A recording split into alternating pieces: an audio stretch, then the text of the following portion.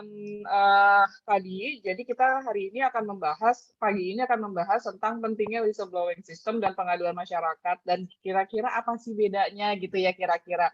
Apakah WBS sama dengan pengaduan masyarakat, apakah pengaduan masyarakat sama dengan WBS kan gitu kira-kira ya, apakah lingkupnya sama dan seterusnya. Dan itu sebetulnya manfaatnya untuk apa. Nah, tadi seperti sudah disampaikan, sekedar apa namanya perkenalan begitu ya. Ya memang apa namanya backgroundnya saya dari 2005 ya. Itu memang banyak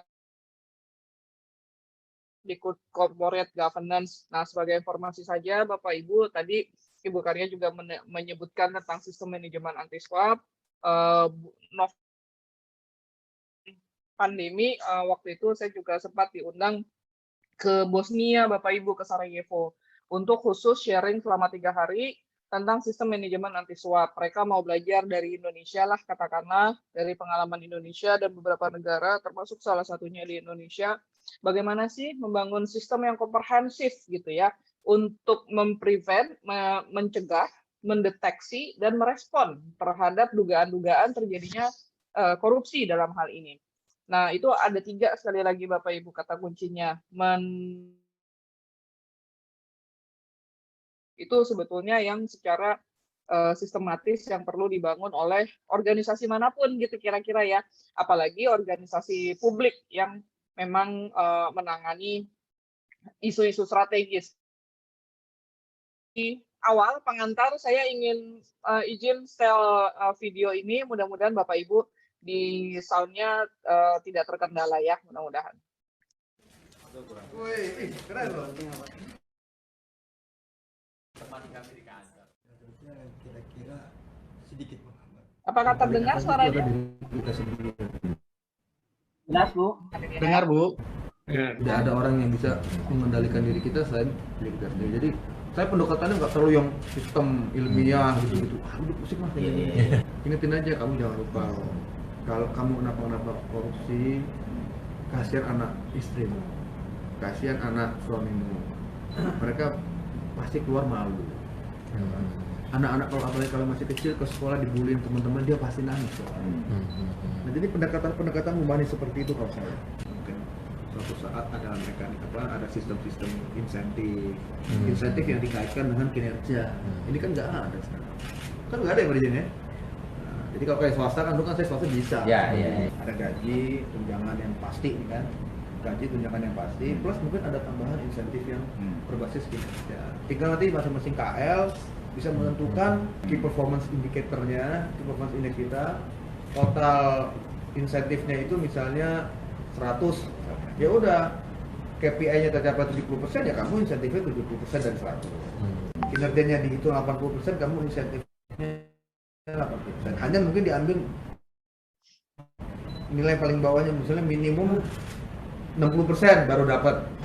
Tapi di 60% anggap 0 ya kan?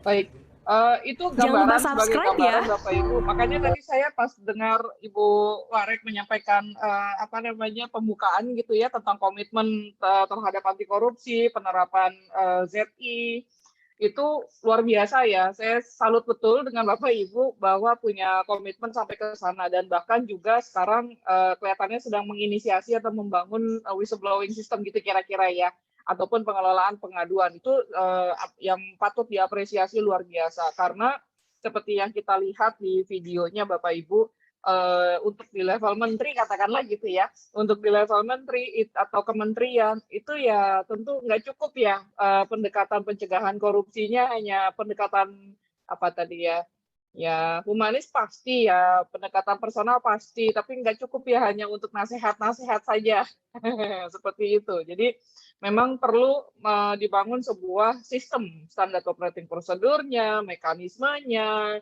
siapa penangannya apa, tugas dan tanggung jawab, dan seterusnya.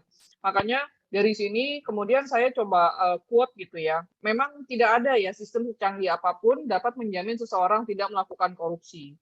Agama, kitab yang diyakininya pun tidak membuat seseorang takut melakukan kejahatan korupsi, kan gitu ya Bapak Ibu ya. Namun bila ikhtiar bangun budaya anti korupsi, sistem dibangun sedemikian rupa masih aja ada ruang korupsi, apalagi sistemnya dibangun setengah hati. Jadi gambaran awal sebagai pengantar Bapak Ibu. Nah, saya izin memberikan informasi dulu Bapak Ibu ya, secara umum. Mohon maaf kalau sebelumnya mungkin Bapak Ibu sudah menerima informasi ini, tetapi anggap saja sebagai refreshment.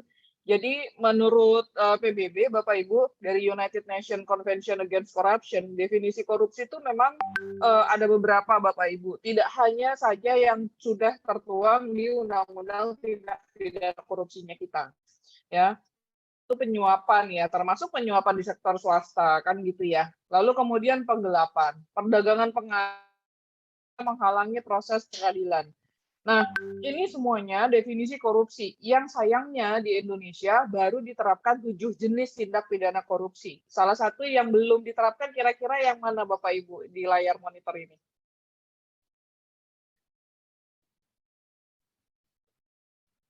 Perdagangan pengaruh apakah sudah? Belum.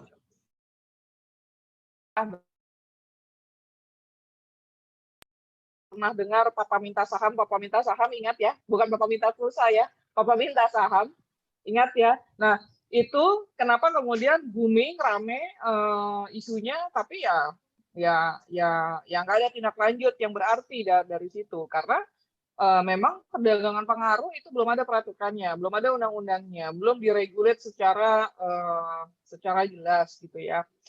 Justru pelaku Papa minta saham terjeratnya malah yang Mbak Pau itu ya, kasus suap kan gitu kira-kira.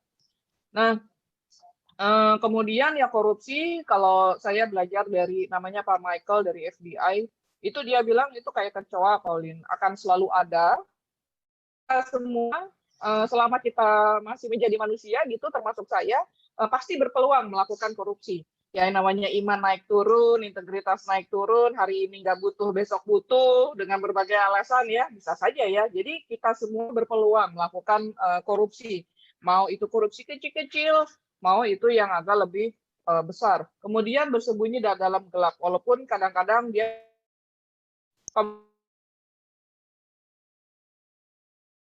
tetap, nah ini, yang terakhir ini Bapak Ibu disampaikan oleh Pak Michael dan namanya ada Pak Tony Kwok. Pak Tony Kwok itu pendiri KPK atau ICAC-nya Hong Kong gitu ya.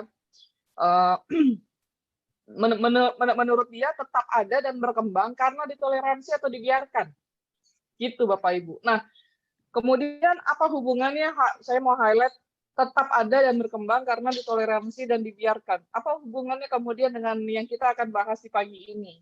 Ya tentu melalui pengaduan peran serta masyarakat, termasuk salah satu channelnya adalah whistleblowing system, gitu ya.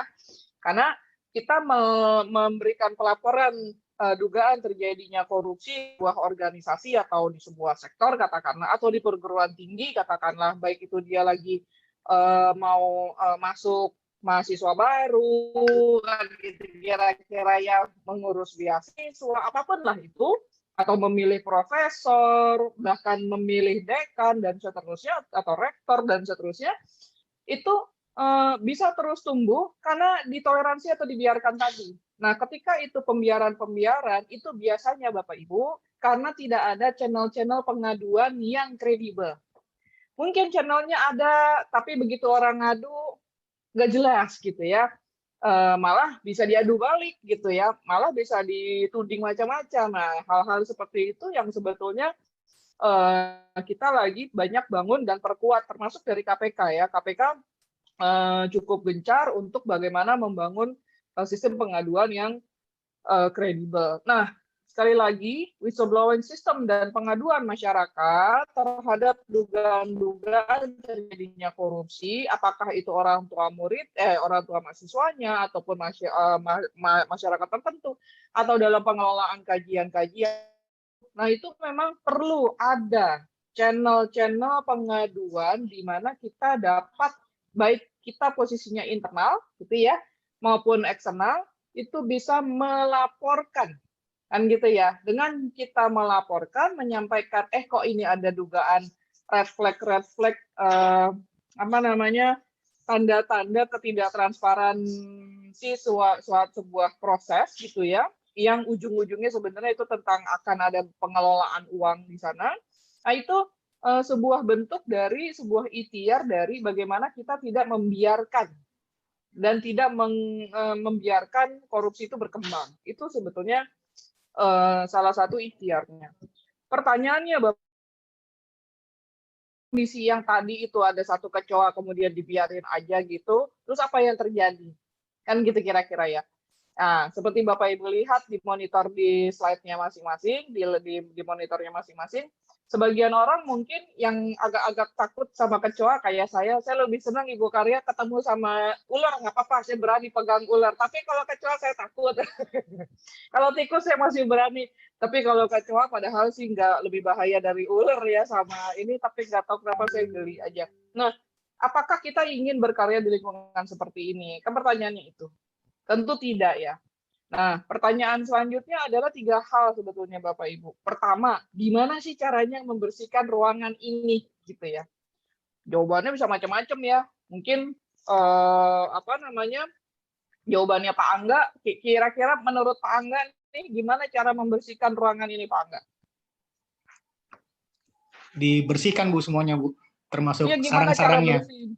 Oh iya, termasuk sarang-sarangnya. Wah, luar biasa ya. Kita cari sarangnya ada di mana ya. Oke, caranya gimana caranya? Pakai perlengkapan apa? Pakai alat apa? Apa tangkepin satu-satu? Atau pakai apa? Pakai yang paling praktis disemprot pakai semprotan itu Bu. Disemprot ya? Iya. Disemprot, oke. Bu Asmulyanti ya, Bu Asmulyanti, ini kira-kira cara membersihkan ruangan ini gimana ini? Tadi Pak Angga bilang disemprot. Kalau saya sih teman-teman disemprot. Terus disemprot ya, disemprot ya pakai disinfektan atau apapun lah ya.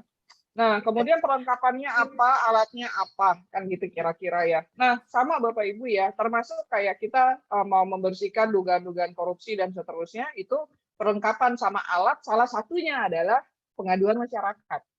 Yang di dalam pengaduan masyarakat, salah satu mekanismenya whistleblowing system, gitu. Nah, kemudian mental sama mindset seperti apa yang diperlukan sebagai pembersih? Silahkan, Pak Angga.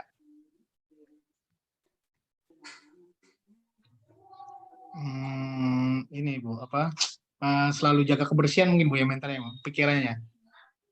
Ya, dianya juga harus jadi pembersih ya. Iya, betul. Dianya pun bersih ya.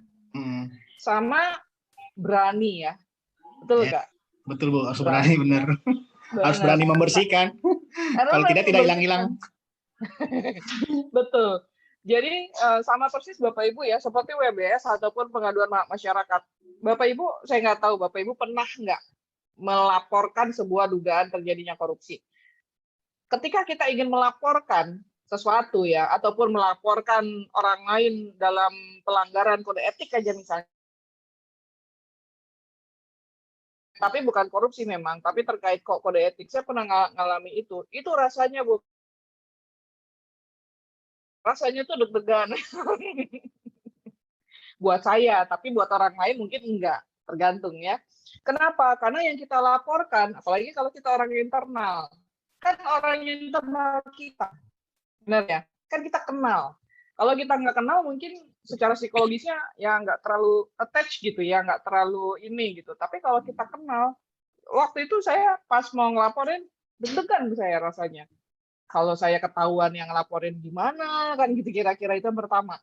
Yang kedua, kalau dia kemudian diberikan sanksi, nanti gimana saya berpikirnya, banyak pertimbangannya. Tapi pada saat itu karena peduli dengan organisasi, ya saya tetap laporkan. Dan itu ditindaklanjuti. Jadi mental mindset-nya itu memang harus dibangun. Nah, gimana cara ngebangunnya mental mindset untuk para pelapor? Organisasi, perusahaan, perguruan tinggi dalam hal ini ya harus ngebangun kepercayaan. Betul ya?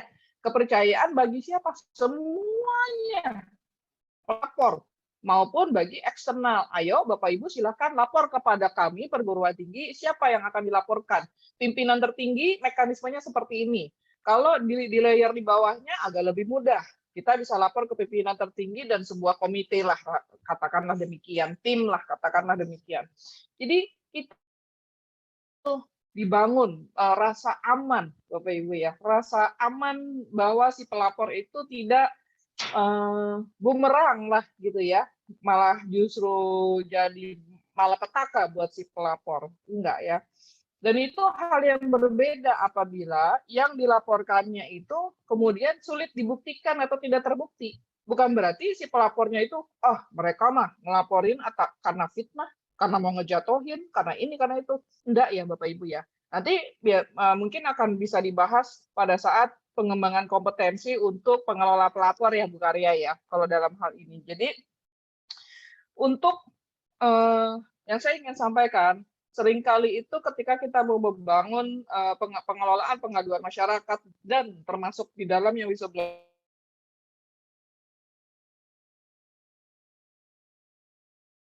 itu kompetensinya lalu memadai dibangun, kemudian laporan yang masuk sulit diolah, bahkan nggak tahu gimana cara ngolahnya gitu kira-kira. Kemudian fitnah ini mau ngejatuhin si A, si B, si C, gitu. Padahal lihatlah KPK kan gitu ya. KPK itu kalau lagi bentar lagi mau pil-pilan, mau pilkada, pilpres, pil segala macam lah pil-pilan itu. Kalau udah musim segala pemilihan, itu laporan ke KPK pasti ramai. Ramai banget, semua saling ngelaporin. Nah, tapi kan KPK tidak di posisi yang, ini mah pelapornya mau ngejatuhin si A, dia mau jatuhin si B, kan enggak. Dia fokus saja mengelola dan menganalisa, memverifikasi, memvalidasi laporan ini sejauh mana terbukti. Kan gitu kira-kira.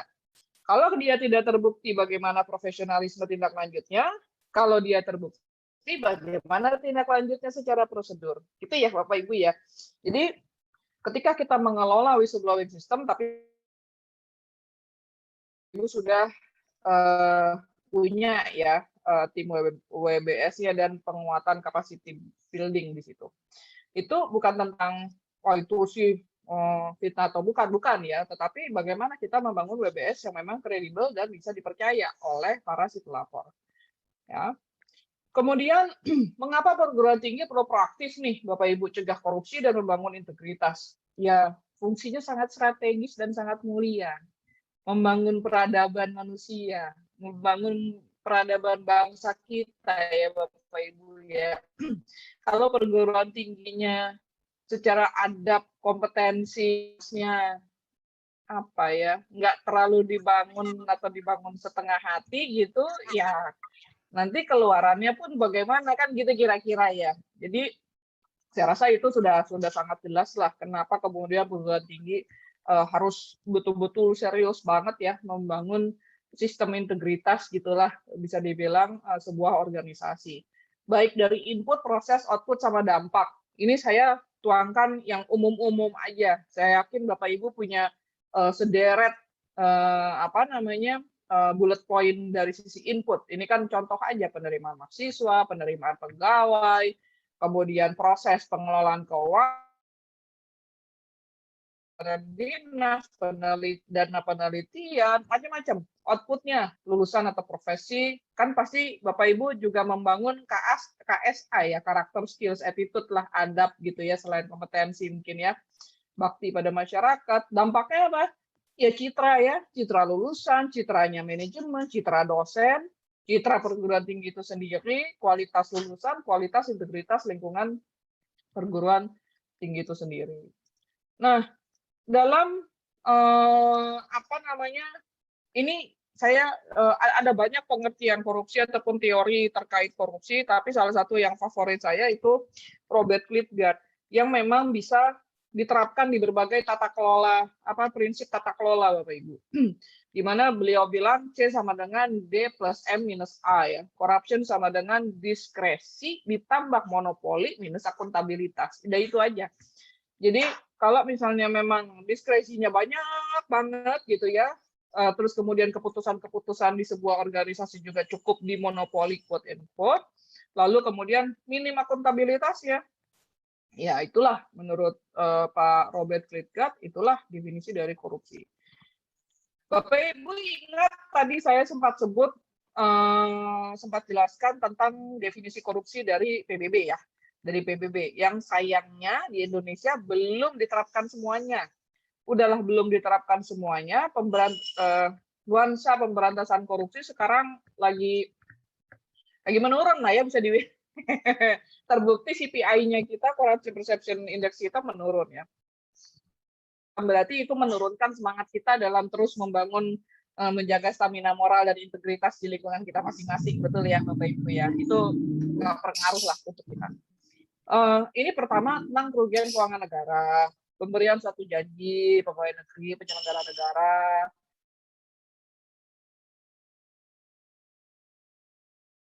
di sana, benturan kepentingan dalam pengadaan, dan gratifikasi. Ini rasanya isu tentang gratifikasi juga di perguruan tinggi selalu seru ya, makanya tadi saya dengar bagus sekali akan dibentuk unit pengendali gratifikasi ya Bu Karyawada ya. Nah, jadi itu sangat bagus sekali karena memang isunya gratifikasi itu godaan terbesar rasanya di perguruan tinggi.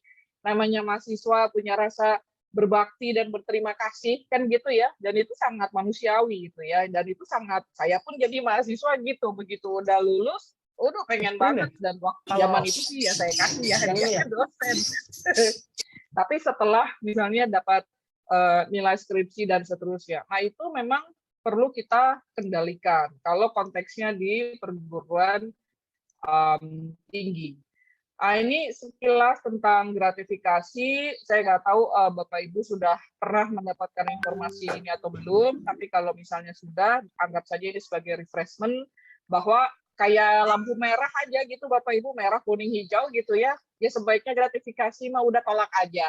Apalagi sesederhana pertanyaannya gini, kalau saya tidak menjabat sebagai A, mau dosen, rektor, kayak apa segala macam di perguruan tinggi, bagian administrasi dan seterusnya, bagian mahasiswaan dan seterusnya, prodi dan seterusnya. Kalau saya tidak menjabat sebagai A, saya dapat nggak gratifikasi itu? Kalau hati nurani kita bilang nggak mungkin lah saya dapat kalau saya nggak menjabat sebagai A, udah itu pasti yang merah. Itu aja Bapak Ibu. Mau bentuknya makanan, minuman, apa aja lah, kemeja, apa aja, batik, kain, macam-macam, itu masuk ke merah. Itu ya Bapak Ibu ya. Sederhana kok untuk memfilter supaya kita terlindungi dari godaan-godaan dan gratifikasi ini. Artinya apa? Nanti ketika Bapak Ibu sudah punya unit pengendaliannya, ya Bapak Ibu harus laporkan pemberian itu. Gitu kira-kira ya. Jadi gratifikasi itu bukan tentang nilai. Ibarat ada anak kecil Bapak Ibu, kalau saya lihat sebagiannya izin sudah sangat senior ya, tapi sebagian besarnya masih muda-muda Pak. Kalau kita ingat dulu misalnya, saya masih muda, Ibu Karya masih muda terus, semangatnya masih muda terus. Kalau kita ingat mungkin ada anak, ada cucu, gitu kira-kira ya. Umur 3 tahun Bapak Ibu, sebagai ilustrasi saya izin. Umur 3 tahun atau 2 tahun, di mana masa-masa mereka kepingin segala sesuatu dikecap. Ada ya masa-masa anak seperti itu ya. Masuklah koin 100 perak, gelek, ketelen. Ya. Yang satu misalnya koin 1000 perak, 1000 perak, gelek, ketelen. Kira-kira Bapak Ibu, kalau kita bawa ke rumah sakit, bisa nggak kita negosiasi sama dokternya? Dok, yang ini kan cuma 100 perak yang ketelen. Kok pembiayaannya 1 juta? Yang ini 1000 perak, bolehlah saya bayar 1 juta. Kira-kira bisa nggak kita negosiasi seperti itu? Enggak ya? Nggak bisa ya? Dan dua-duanya apakah dapat menyebabkan kematian? Bisa ya Bapak Ibu ya. Jadi gratifikasi ya ibarat seperti itu. Dia bukan tentang nilai besar kecilnya. Dia di-maintain kan, hubungannya di-maintain gitu. Nah, sesederhana yang tadi Bapak Ibu. Keywords, key question-nya tadi aja. Kalau saya tidak menjabat sebagai A, apapun jabatannya, dapat nggak saya nih gratifikasi ini? Kalau hati kecil kita bilang enggak, udah itu pasti yang merah. Dan sebaliknya ya, kalau yang bersangkutan Kalau kita sebagai pemberi ya, kalau yang bersangkutan tidak menjabat sebagai A, kita kasih nggak gratifikasi itu ke dia? Kalau jawabannya enggak lah, ya udah itu pasti yang merah. Itu ya kira-kira Bapak Ibu. Saya lanjut, ini salah satu bagaimana caranya kita bisa terhindar ya analytical thinking-nya, proses pengambilan keputusannya ini. Purpose, tujuannya apa yang dilanggar oleh si penerima dan si pemberi. Gitu ya. Cara memberikannya gimana? Sembunyi-sembunyi kah? Hanya kita yang tahu dan dia yang tahu dan Tuhan yang tahu kah? Openness gitu ya. Kalau pemberian, apa itu namanya Bu? Plakat gitu ya, kan itu terbuka ya, habis acara kita kasih, nah, itu openness. Value. Nah, jadi seringkali itu kita berlindung di kelemahan peraturan yang tertulis. Peraturan yang tersurat. Tidak diatur secara jelas. Gitu ya, kira-kira ya.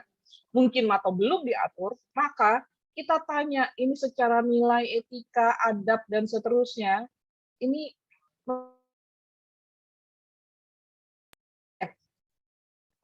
gitu ya Bapak Ibu ya. Jadi level berikutnya yang lebih tinggi ada values dan ethical. Kemudian ini maaf ya, bukan identify tapi identity. Identitas kita. Tadi seperti yang tadi saya bilang, kalau saya tidak menjabat sebagai A, dapat nggak nih saya gratifikasi? Dikasih nggak nih saya? Jawabannya enggak, udah itu merah. Atau sebaliknya, kalau yang bersangkutan tidak menjabat sebagai A, saya akan kasih nggak ke orang tersebut? Kalau jawabannya ya enggak lah, ngapain? Udah itu pasti merah, gitu ya. Timing momennya apa sih? Dalam rangka apa sih sebenarnya ini? Jadi itu. Ini saya nggak tahu di perguruan tinggi Bapak Ibu nanti akan ada arah juga untuk awareness terhadap fraud atau bagaimana. Karena sebenarnya kalau di seperti perguruan tinggi itu awareness terhadap fraud juga menjadi sangat penting ya. Karena kan ya korupsi kita tahu ada, kalau di fraud tree ya, di pohon fraud itu korupsi itu salah satunya aja Bapak Ibu ya. Salah satunya aja, salah satu ranting aja corruption, di mana di dalamnya itu ada conflict of interest, ada bribery, ada illegal gratifikasi, ada pemerasan. Ataupun pungli-pungli ya ini masuk ke sini. Tapi kalau fraud yang lain, ya segala laporan-laporan yang ditulis yang tidak sesuai faktanya, itulah kemudian masuk ke fraud ya, termasuk kalau pelaporan keuangan juga. Nah, ini setiap kita membahas tentang pencegahan korupsi, Bapak Ibu, kita perlu memahami triangle fraud ini. Fraud triangle ini Donald Tracy, ada juga Diamond ya, Diamond fraud juga. Kalau Diamond itu bedanya dengan triangle, fraud triangle itu dia ditambah dengan kompetensi.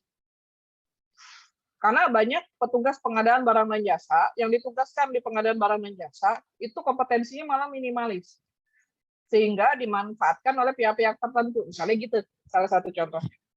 Nah ini kita perlu melihat dan kita perlu memahami dan kita perlu yakini bahwa setiap pelaku fraudster ataupun koruptor gitu ya, itu pasti dia punya rasionalisasi pembenaran atas tindakannya. Membahagiakan keluarga, ini mas silaturahmi aja, ini mas saya ngasih aja gitu ya, ini cuma rasa terima kasih ya, kayak gitu-gitu. Ini atau pakai kalimat-kalimat agamis gitu ya, macam-macam lah, itu bisa macam-macam. Dibungkus dengan semanis mungkin, kata video di KPK tentang gratifikasi itu. Kemudian bisa juga saya masa kerjanya udah lama banget, udah puluhan tahun, sehingga merasa berhak untuk mendapat sesuatu yang lebih. Atau dia bilang, ya pendapatan saya dibandingkan sama tugas saya itu nggak sebanding menurut dia. Tapi dia terima juga kan gitu. Kalau nggak sebanding, ya carilah pekerjaannya lain yang halal gitu ya. Misalnya kayak gitu. Kemudian pressure Bapak Ibu atau motivasi sebenarnya, baik itu gaya hidup mewah, serakah gitu ya, intinya sih nggak seimbang dengan pemasukan formalnya. Kemudian opportunity, kesempatan. Nah ini Bapak Ibu, kesempatan, peluang-peluang, kemungkinan terjadi Biasanya karena apa? Internal kontrolnya lemah biasanya. Atau apa? Tidak adanya channel pengaduan Bapak Ibu. Sehingga yang nggak korupsi ya tidak mendapat reward. Reward itu bukan berarti uang gitu ya, bukan insentif dalam bentuk uang, bukan. Tetapi istilahnya kita korupsi sama nggak korupsi itu sama aja gitu. Nggak korupsi saya korupsi juga nggak ditindak tuh, oke-oke aja, misalnya kayak gitu. Terus yang yang kerjanya bagus nih, jungkir balik, terus dia di dalam rapat atau segala macam dia mengutarakan hal-hal yang baik, nggak didukung juga gitu kira-kira. Nah, hal itu kan menimbulkan ketidakadilan yang hakiki. Misalnya seperti itu ya. Jadi harus dibangun reward dan konsekuensi terhadap orang-orang yang memang secara konsisten menegakkan kebenaran dan secara konsisten maupun kadang-kadang melakukan pelanggaran integritas gitu, Bapak Ibu ya. Jadi ini makanya kenapa ya silakan. Kan? Dari J biasa. Oh, bukan ya. Maaf. Bukan, Bu. Saya lanjut izin. Nah, ini saya ambil dari beberapa sumber, Bapak Ibu, modus-modus korupsi di perguruan tinggi. Saya rasa Bapak Ibu juga mungkin sudah sangat familiar dan pernah mendapatkan informasinya, misalnya penerimaan mahasiswa baru, syarat admin studi spesialis, rekomendasi profesor. Ini kata Pak Laude ya, pimpinan KPK sebelumnya. Kemudian pungli pada momen-momen tertentu maupun pungli dalam pengurusan administrasi dan lain-lain. Suap menyuap dalam pemilihan dekan rektor, suap menyuap dalam pemberian akreditasi dengan pejabat publik tertentu ya, misalnya Kemendikbud dan seterusnya lah. Kemendikbud, bukan, Ristek Dikti ya Bapak Ibu ya. Nah, terus kemudian pengadaan barang dan jasa, korupsi dana hibah, pengelolaan dana penelitian dan seterusnya. Ini banyak sekali sayangnya titik-titik rawan terjadinya korupsi di perguruan tinggi, sehingga sudah bukan hal yang perlu didiskusikan dan dipertanyakan tentang bagaimana perguruan tinggi harus membangun sistem manajemen anti korupsi yang komprehensif ya. Dari latar belakang ini saya ambil dari catatan ICW tren vonis pengadilan tindak pidana korupsi selama 2019. Ini salah satunya itu sekolah ataupun kampus itu 33 jumlahnya ya dari latar belakang profesi. Menduduki posisi nomor 4 ya, kalau perangkat desa kan memang banyak banget ya Bapak Ibu ya. Kalau misalnya di luar dari BUMN, BUMD dan lain-lainnya ini sekolah sama kampus, jadi agak lumayan banyak lah bisa dibilang. Lalu kemudian ini tren kasus korupsi semester 1 tahun 2020, hasil kajian dari ICW nih Bapak Ibu. Jadi berdasarkan kajian ICW nih datanya ya, berdasarkan sektor ada 30 sektor ICW memotret dari mulai anggaran desa, pemerintahan, tanah, transportasi sampai peternakan gitu kira-kira. Ternyata di nomor 6 itu adalah sektor pendidikan. Jumlah kasusnya di sini yang terpotret oleh ICW itu 6 gitu. Nanti kalau Bapak Ibu kepengen lihat data lengkapnya, saya sudah cantumkan sumbernya, silahkan aja. Nah, kerugian keuangan negaranya itu 26 miliaran, hampir 27. Yang saya tandai merah, itu yang menurut saya sih agak mengkhawatirkan gitu ya. Itu pungli sampai 43 miliar. Jadi pungli itu bukan 1 juta, 2 juta, 10 juta ya, tetapi ketika dikompilasi itu 43 miliar gitu. Itu baru semester 1 tahun 2020, Bapak Ibu. Yang ketahuan, nggak tahu kalau yang nggak ketahuan namanya nggak kepotret kan gitu kira-kira Bapak Ibu ya. Nah, harapannya Bapak Ibu, nanti Bapak Ibu kita harus tetap jaga semangat. Artinya gini, ketika yang ketahuannya itu lebih banyak, itu sebuah prestasi. Di satu sisi, walaupun kita sedih juga ya, aduh gitu. Tetapi kalau dia nggak ketahuan dan tidak dilaporkan, lebih menyedihkan lagi, gitu kira-kira. Karena kalau kita tidak melaporkan, tidak mengelola pelaporan itu dengan baik, kita bagian dari yang membiarkan. Makanya saya rasa dengan diskusi nanti sampai akhir, itulah setiap slide gitu yang kita highlight kenapa sih kita harus segera gitu ya membangun pengaduan masyarakat gitu, dan juga salah satunya melalui channel WBS. Jadi ini datanya Bapak Ibu ya, ada punglinya itu. Kalau Bapak Ibu lihat di tempat lain, walaupun kok saya agak ragu juga di poin 3 pertanahan punglinya 1,2 miliar, 1,2 miliar. Rasanya perlu dipotret lagi gitu. Nah, hal-hal itu setidaknya yang terpotret ini ya kita perlu inilah. Nah, ini beberapa manfaatnya aja selain yang tadi kita sudah bahas ya, Bapak Ibu, yang tadi sudah saya sampaikan. Kenapa sih WBS dan pengaduan masyarakat itu kita perlu terapkan? Yang pertama ya tentu secara umum menjaga stamina moral dan integritas organisasi ya Bapak Ibu ya. Yang di dalamnya ada pribadi-pribadinya, ada individual-individualnya. Kemudian channel komunikasi, menjaga citra dan amanah, dan tentunya tercapai tujuan perguruan tingginya.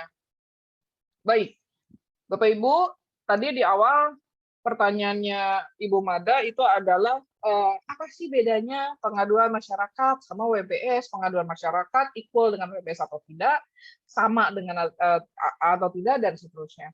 Intinya gini Bapak Ibu, pengaduan masyarakat itu atau pengaduan dugaan terjadinya korupsi itu ya kira-kira ya, itu bisa berasal dari internal dan eksternal organisasi. Setuju ya? Nah, begitu dia kalau dari eksternal ya kemudian kita sering menamakannya masyarakat gitu kira-kira ya. Itu aja sih sesederhana itu dulu yang pertama. Nah, itu namanya sistem pengelolaan pengaduan dugaan terjadinya korupsi. Ini dulu baru digedein lagi. Ini Ya, di beberapa tempat bahkan pengelolaan pengaduan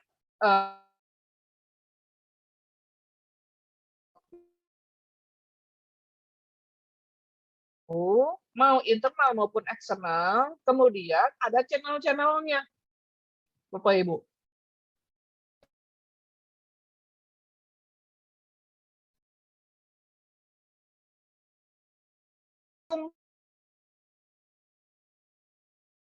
Ke Ibu Mada atau ke Pak Angga atau ke Bapaknya, kalau ada sepupu.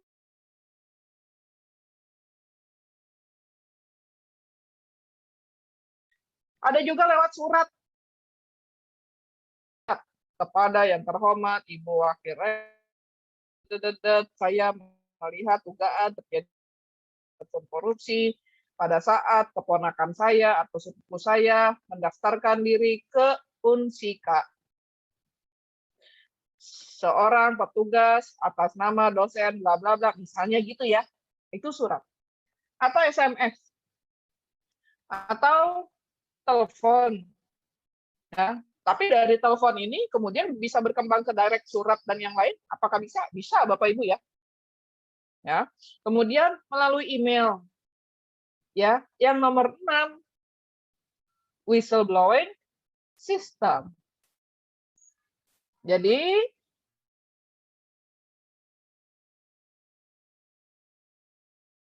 KWS ini kan KPK KWS, namanya Unsi KWS misalnya ya, mohon izin. Itu salah satu channelnya aja Bapak Ibu. Gitu ya. Salah satu channel dari sistem pengelolaan pengaduan.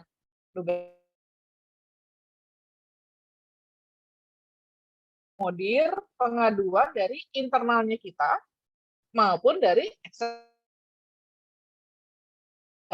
mahasiswa kita. Mahasiswa itu berarti internal ya? Dikonsider sebagai internal, betul ya? Itu Bapak Ibu. Bisa macam-macam. Bisa langsung, boleh datang langsung. Apalagi misalnya orang tua siswa gitu ya.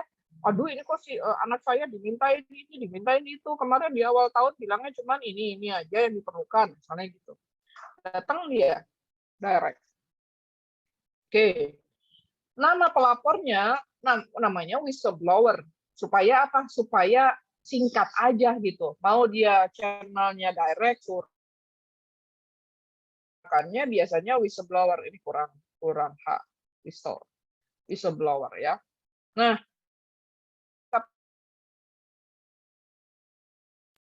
transaksi, gambar, rekaman, dan lain-lain. Clipping koran nggak termasuk ya. Clipping koran nggak termasuk. Karena ya kita tahulah yang namanya website itu bisa ditulis dan yang menuangkan di website itu bisa siapa saja, kredibilitas dan validitasnya harus tetap divalidasi. Nah, ini ada beberapa keywords. Laporan setidaknya mengungkapkan jenis penyimpangan, fakta atau proses kejadian, penyebab dan dampak, misalnya kerugian negara atau kerugian universitas. Kerugian Unsika nih bisa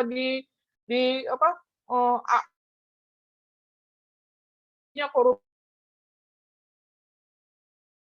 di pengelolaan, misalnya lah ya, pengelolaan riset, maka dapat menyebabkan kerugian bagi Unsika sekian miliar, misalnya sekian ratus juta dan seterusnya. Kemudian informasi penanganan kasus,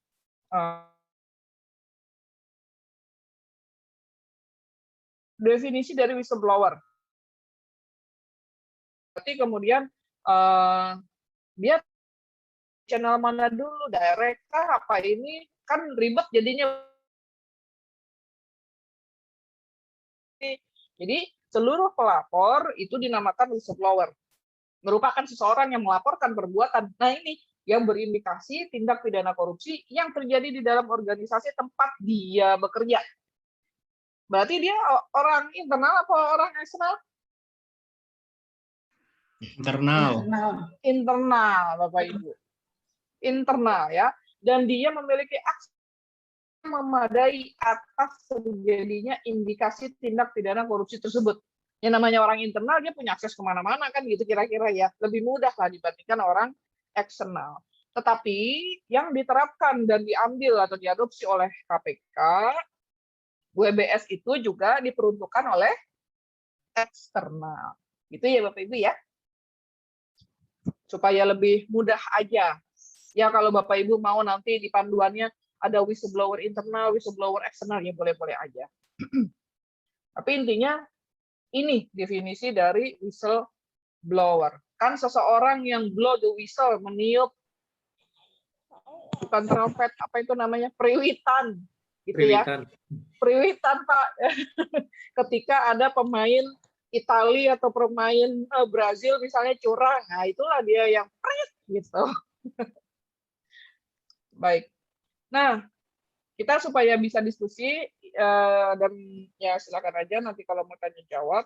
Ini ya Bapak Ibu nih, ini juga kayaknya ada dari universitas lain ya izin ya. Ada nggak?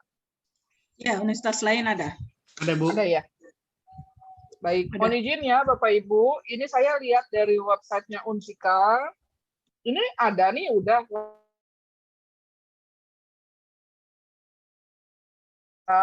Ya, yang paling kanan lapor, ya oke. Ini kan koneksi ke lapor ya. Bapak, nah ini layanan pengaduan. Tapi begitu saya klik, munculnya yang di kanan. Ya, tapi mungkin karena lagi error aja ya. Nah, error katanya gitu. Nah, ini nanti bisa mungkin bagian dari tindak lanjut gitu ya, yang bisa disiapkan. Baik, Bapak Ibu, ini saya selalu senang menyampaikan hal ini. Yang disampaikan oleh Pak Abdullah Hekhamahwa, tapi dia tetap nggak asin dan tetap pede ya dengan warnanya masing-masing. Dan kemudian Pak Abdullah bilang manusia tuh tanpa integritas ya ibarat ikan mati aja, karena dia kalau ikan mati tergantung sama sistem. Kadang saya waktu di KPK kan di pendidikan dan pelayanan masyarakat Bapak Ibu,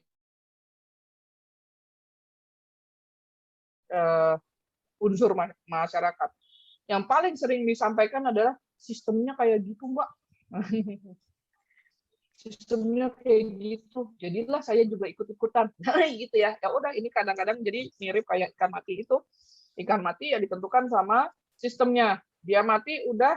Terus kalau sistemnya mau dijadikan itu ikan asap, dia jadi ikan asap. Mau dijadikan ikan asin, dia jadi ikan asin. Mau dijadikan ikan macam-macam, ya dia jadi ikan-ikan sesuai dengan sistem. Tapi kalau manusia yang punya integritas yang bagus, dia harusnya ya nggak tergantung sistem walau bagaimanapun juga. Nah, ini level integritas Bapak Ibu, ada 5 ya.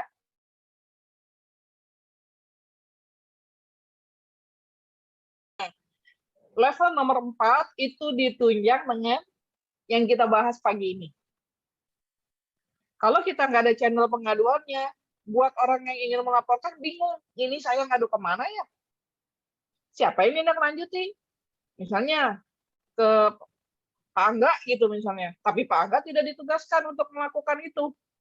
Jadi nggak ada kewenangannya juga untuk melakukan itu. Ujung-ujungnya apa? Yang tadi Bu Mada bilang, cerita kemana-mana. Karena dia bingung, nggak ada channelnya. Jadi dia ceritalah kemana yang dia ketemu di jalan, misalnya gitu kasarnya ya. Misalnya, karena nggak ada channelnya, nggak ada saluran komunikasinya. Jadi kenapa saya sampaikan level integritas dalam bekerja ini? Yang nomor 4 sangat erat kaitannya dengan bagaimana sebuah perguruan tinggi menyediakan kanal atau channel pengaduan masyarakat atau whistleblowing system. Itu ya Bapak Ibu ya. Itu kemudian ini saya sampaikan di beberapa poin-poin kesimpulan aja. Ya ibarat kita lagi racing gitu Bapak Ibu, selalu ya komitmen pimpinan saya rasa itu yang tetap nomor 1 ya.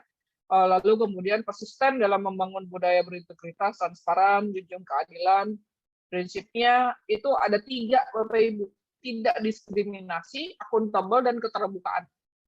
Karena gratifikasi itu bicara tentang diskriminasi. Gratifikasi kadang-kadang kita hanya berpikir ya kan ke saya nggak mempengaruhi apa-apa. Iya, kalau si A mampu dia kasih gratifikasi, si B belum tentu dia mampu kasih gratifikasi. Gitu kira-kira ya. Sehingga kita lebih ingat dengan yang mampu kasih gratifikasi dibandingkan dengan yang tidak kasih gratifikasi. Itulah prinsipnya kenapa pengendali UPG itu sangat diperlukan di perguruan tinggi. Kemudian sistem kayak Formula One atau mobil atau motor kita itu antara ngegas sama rem itu kan harus seimbang ya. Antara kewenangan itu segala macam itu harus seimbang gimana fungsi internalnya kita, pengawas internal kita. Kemudian gimana sekarang peran perguruan tinggi menjadi role model, wadah membangun adab kompetensi bagi bangsa Indonesia melalui penerapan membangun integritas, penegakan keadilan yang komprehensif. Mungkin itu Bapak Ibu dari saya. Yang ini adalah ini ya Bapak Ibu ya, yang tadi di awal saya sampaikan bahwa di sebuah organisasi perguruan tinggi kita harus melihat bagaimana prevent, detect, sama responsnya. Nggak cukup cuma prevent edukasi aja itu nggak cukup, nggak akan cukup. Cukup apabila insan-insannya yang memang udah lurus-lurus aja, lempeng-lempeng aja, nggak ada yang tergoda sana sini, nggak ada yang dalam kondisi kepepet dan seterusnya. Rasionalisasi kita bahas. Kemudian detect, pertanyaannya di perguruan tinggi Bapak Ibu nih, kan nih perguruan tingginya beda-beda, sudah melakukan belum pemetaan risiko korupsi berdasarkan apa? Proses bisnis dan jabatan yang ada di perguruan tinggi. Kayak gimana dong Mbak Pauline? Nah, itu bisa di sesi berikutnya ya. Jadi itu perlu dilakukan pemetaan risikonya, korupsinya. Kalau nggak ada pemetaan risiko, kita agak sulit mendeteksi. Itu ya. Nah, yang ketiga, respon. Begitu sudah kita petakan risikonya, ada yang terjadi, ada yang tidak. Begitu terjadi, nah, gimana pelaporan ada nggak kanal laporannya? Salah satunya whistleblowing system. Bagaimana reward dan konsekuensi? Sekali lagi reward itu bukan berarti kan saya sudah melakukan hal yang baik, mana dong reward saya? Enggak berarti itu ya. Yang tadi untuk penegakan keadilan kalau misalnya ada yang melakukan korupsi juga tidak didiamkan, itu pun reward bagi orang-orang yang benar. Gitu ya. Jangan sampai rajin malas sama aja, baik benar benar ataupun tidak benar sama aja gitu. Itu jangan sampai sebuah organisasi sistemnya seperti itu. Ini saya rasa nanti di sesi-sesi berikutnya saya bisa sampaikan secara utuh gitu ya. Ada namanya ISO 37001 Bapak Ibu. Itu kalau saya pengalaman mendampingi 7 pengadilan negeri yang sudah WZI ya, yang sudah ZI juga, itu ketika kita menerapkan disandingkan dengan ISO 37001 ternyata gap-nya masih cukup banyak. Nah, makanya di beberapa instansi sekarang dia menerapkan sistem manajemen anti swap. Sebagai gambaran, pelaporan dugaan pelanggaran SMAP itu baru salah satunya aja. Tetapi nanti di dalamnya ada banyak hal yang kemudian dibahas. Ini beberapa manfaatnya yang memang konkret yang sudah dialami dan sudah dirasakan oleh berbagai organisasi dalam menerapkan sistem manajemen anti swap. Mereka bilang insan organisasi itu lebih tenang dan profesional dalam kerjanya. Risiko penyuapan juga bisa dimitigasi sejak awal. Kemudian kredibilitas meningkat. Nah, yang menarik adalah apalagi ini untuk swasta-swasta ya, efisiensi cost lebih dari 20%, sehingga minimalisir risiko korupsi juga sebesar lebih dari 20%. Di beberapa tempat ada yang efisiensi cost itu sampai 50%. Gitu Bapak Ibu. Ini contoh-contohnya. Baik. Kita masuk ke diskusi Bapak Ibu, silakan. Baik, terima kasih Ibu Pauline. Wow, lengkap, komprehensif ya. Dan itu saya juga tadi tertarik. Mudah-mudahan nanti berikutnya Unsika bisa mengundang Bu Pauline dalam rangka ini pemetaan risk korupsi. Jadi kita bisa lihat ya, mungkin dari internal, eksternalnya bisa terpetakan itu ya Bu Pauline. Dan sehingga mungkin bisa dibuat pagar-pagar agar tidak terjadi korupsi. Baik Ibu Bapak sekalian, saatnya kita berdiskusi dan di sini mungkin saya akan coba melihat dari chat dan Ibu Bapak sekalian nanti apabila berkenan silakan aja angkat tangannya raise hand untuk bertanya. Saya coba merespon yang dari chat dulu ini, Mbak Pauline. Ada dua kalau nggak salah ini ya. Ada ini Pak Halif dari UNEDS ya, Fakultas Hukum Universitas Jember. Ya, apa garis pembeda antara pengaduan masyarakat dengan WBS mungkin maksudnya ya? Apakah dapat dijadikan satu sistem? Mohon penjelasannya secara konkret. Ini kayaknya hampir sama dengan pertanyaan ini juga ya, Pak Lulu Cahyowiono. Perbedaan prinsip antara pengaduan masyarakat dengan whistleblower system, sehingga BHS tersebut dapat dipahami stakeholder. BBS ya. Tuh. Jadi nampaknya memang sih agak rancu nih Mbak Pauline. Monggo Mbak Pauline. Nanti berikutnya akan kami beri kesempatan Pak Aryo dan Ibu Selvi nanti berikutnya. Silakan Mbak Pauline. Baik, terima kasih Bapak Ibu. MBS itu WBS maksudnya betul ya? BBS. Betul ya Bu ya? WBS ya. BHS itu WBS juga atau? Maksudnya WBS ya Pak Lulu ya, BHS ya. Pak Lulu? Oke, baik, WBS ya. Baik. Whistleblower system. Ya, whistleblower system, baik. Ya, Baik, terima kasih Pak Halif, Pak Lulu.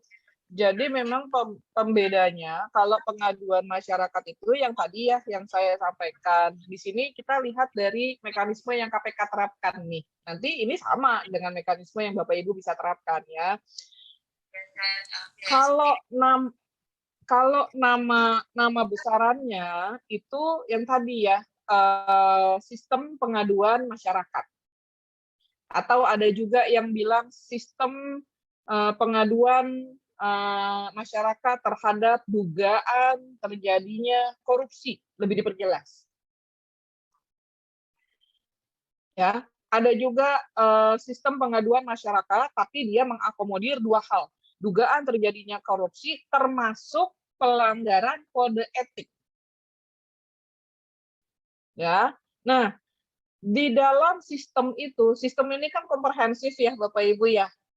Di dalam sebuah sistem tersebut ada beberapa kanal pengaduannya.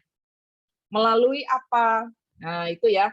Jadi di sini ada sebuah sistem yang luas, yang besar. Di dalamnya itu ada kita mengakomodir dia bisa datang sendiri, direct, makanya dia bilang. Gitu ya. Kemudian bisa juga melalui surat. Ini nih nanti kita bilang nih ke masyarakat atau misalnya pada saat audiensi penerimaan mahasiswa baru, kita bisa bilang nih ke mahasiswa baru dan mungkin ke para orang tuanya, halo Bapak Ibu, Unsika itu punya sistem pengaduan masyarakat terhadap dugaan terjadinya korupsi di lingkungan Unsika. Channel-channelnya adalah mahasiswa atau Bapak Ibu silahkan bisa datang direct langsung ke ruangan A misalnya lah ya, kepada Ibu ABCDE. Ini timnya, direct, silahkan datang. Gitu kira-kira ya.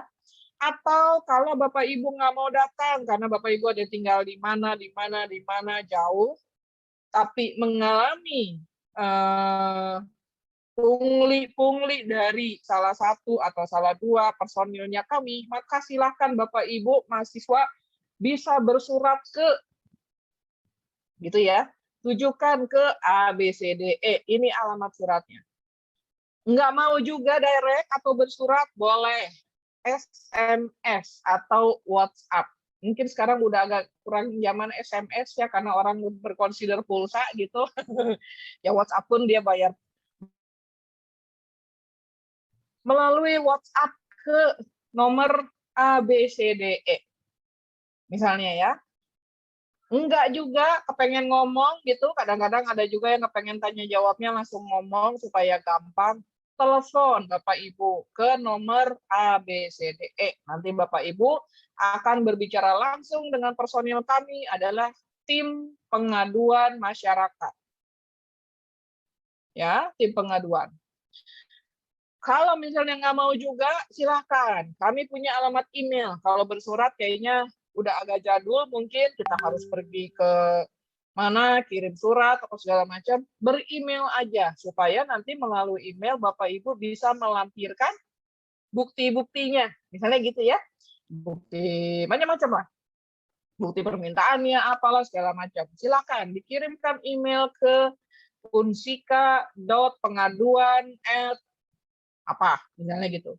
Nah, yang terakhir itu kita punya mekanisme namanya whistleblowing system.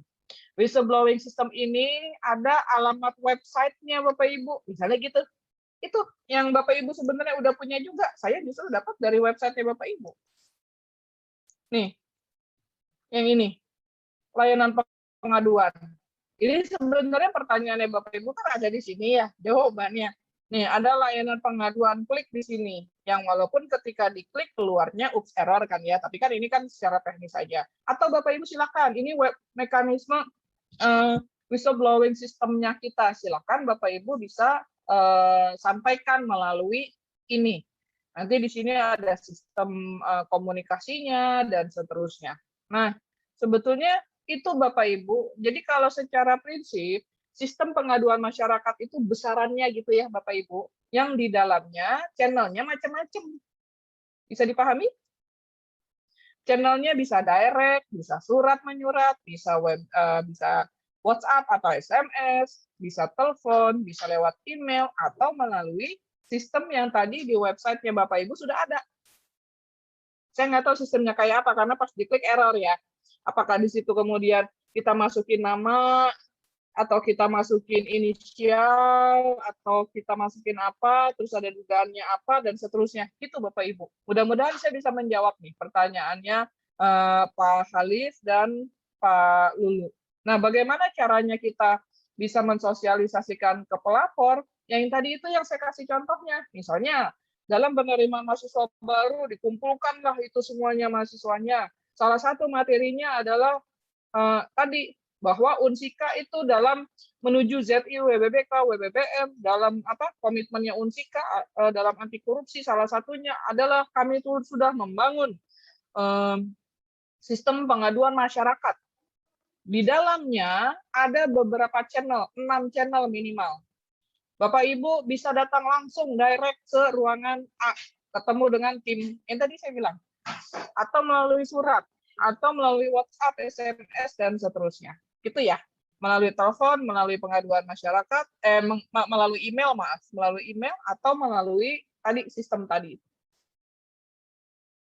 Bisa ya? Mudah-mudahan ya. Jadi KWS, bukan KWS sih, WBS. Kalau KWS ini kan KPK Whistleblowing System. Whistleblowing System adalah bagian channel komunikasi dari sistem pengaduan masyarakat yang secara umum tadi itu. Silakan Bapak Ibu, apakah ini bisa dipahami dulu? Baik, saya kira cukup jelas ya dari Ibu Pauline. Mungkin Baik, di chat masih ada, tapi tadi karena saya sudah menyampaikan yang raise hand, kita kasih kesempatan yang raise hand. Nanti saya balik lagi ke yang chat ya. Tolong yang raise hand di sini ada Pak Aryo dan Ibu Evi Selvi. Mohon menyampaikan singkat ya, disampaikan supaya yang lain bisa kebagian. Silakan Pak Aryo. Siap, terima kasih Bu Moderator. Assalamualaikum warahmatullahi wabarakatuh. Waalaikumsalam. Kami hormati juga untuk Bu narasumber. Ya pada prinsipnya kita mendukunglah untuk kebaikan lembaga kita ini ya Bu. Sedikit Bu, sebenarnya singkat saja. Jadi posisi pengaduan ini atau kita sebut WBS ini ya, ketika nanti sudah kita terima ada beberapa pengaduan. Nah, apa ini output yang akan dihasilkan oleh proses yang diadukan oleh masyarakat. Nah, sedangkan kan di sini kan ada rule of law, rule of etik misalnya. Kebetulan saya dari Fakultas Hukum. Nah, apalagi kalau menyangkut gratifikasi jelas lah. Kalau dari eksternal melaporkan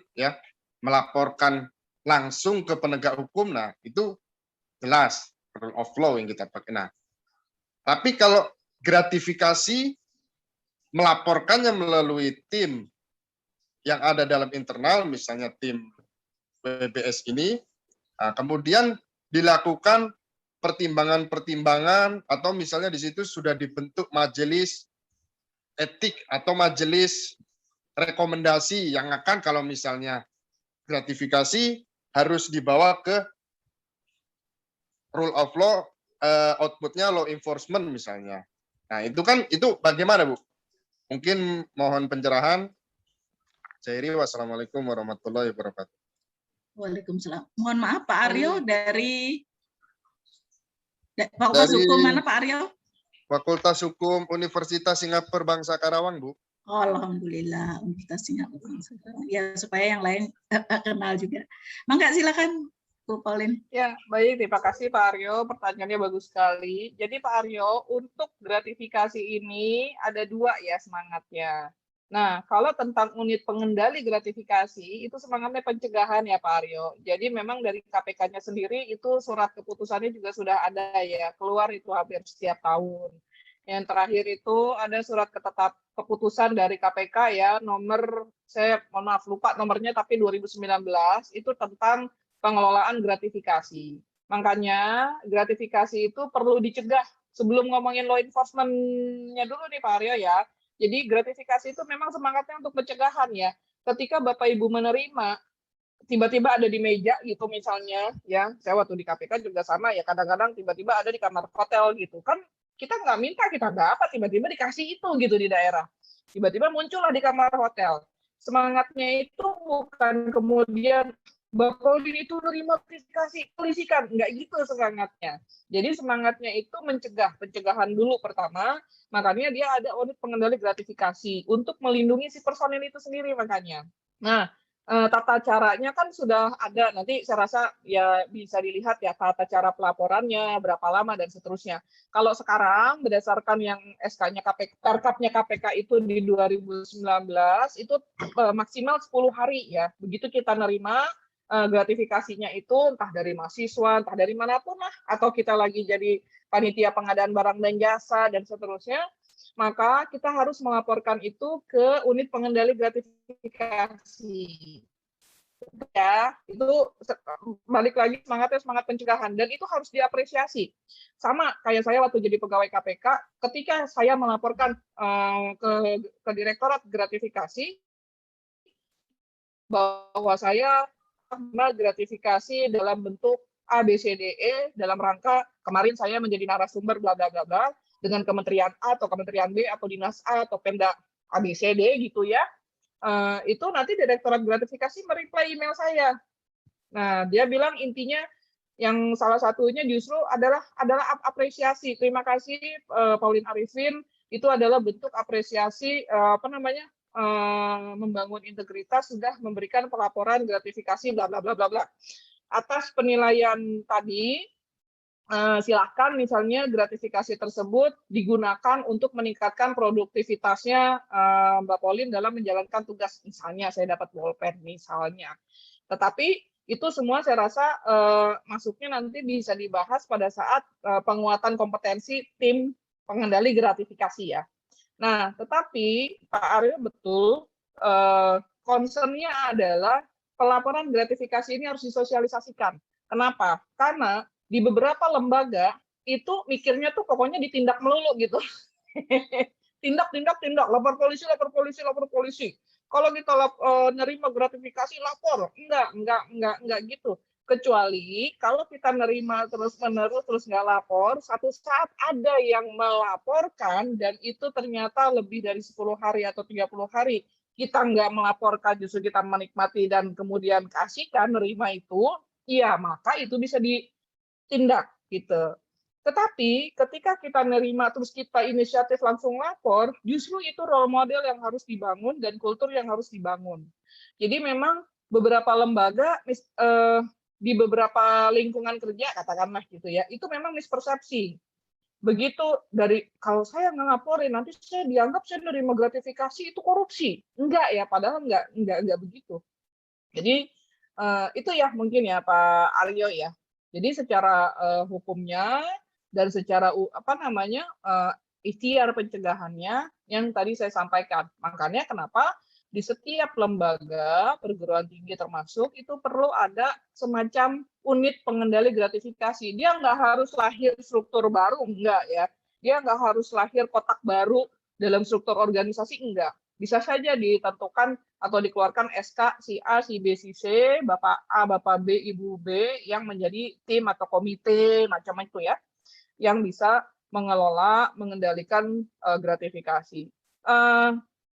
Pengalaman saya sih dari segala pelaporan gratifikasi itu sebagian saya gunakan, saya pakai karena penilaian dari Direktorat Gratifikasi itu bisa meningkatkan kinerjanya kita. Intinya sih itu. Tapi kalau gratifikasinya udah bentuk handphone, udah bentuk yang lain-lain, ya itu bisa ditarik ke negara ya. Mungkin seperti itu ya Pak Aryo. Mudah-mudahan bisa menjawab. Prinsipnya itu ya preventif ya Bu, usaha pencegahan ya Bu prinsipnya ya. Preventif Pak. Oh ya, ya Bu. Preventif. Terima kasih. Makasih Pak Aryo. Makanya di beberapa lembaga termasuk di lembaga peradilan lah misalnya itu ya ataupun di beberapa lembaga ketika dia gratifikasinya nilainya 0 sementara jabatannya rentan terhadap pemberian gratifikasi dari orang, itu sebenarnya kita perlu kaji lebih lanjut. Ini beneran 0 karena kita beneran nggak nerima, beneran 0 karena memang nggak ada yang ngasih dan tidak ada yang menerima atau menolak, atau orang itu takut melaporkan atau nggak tahu mau ngelapor kemana.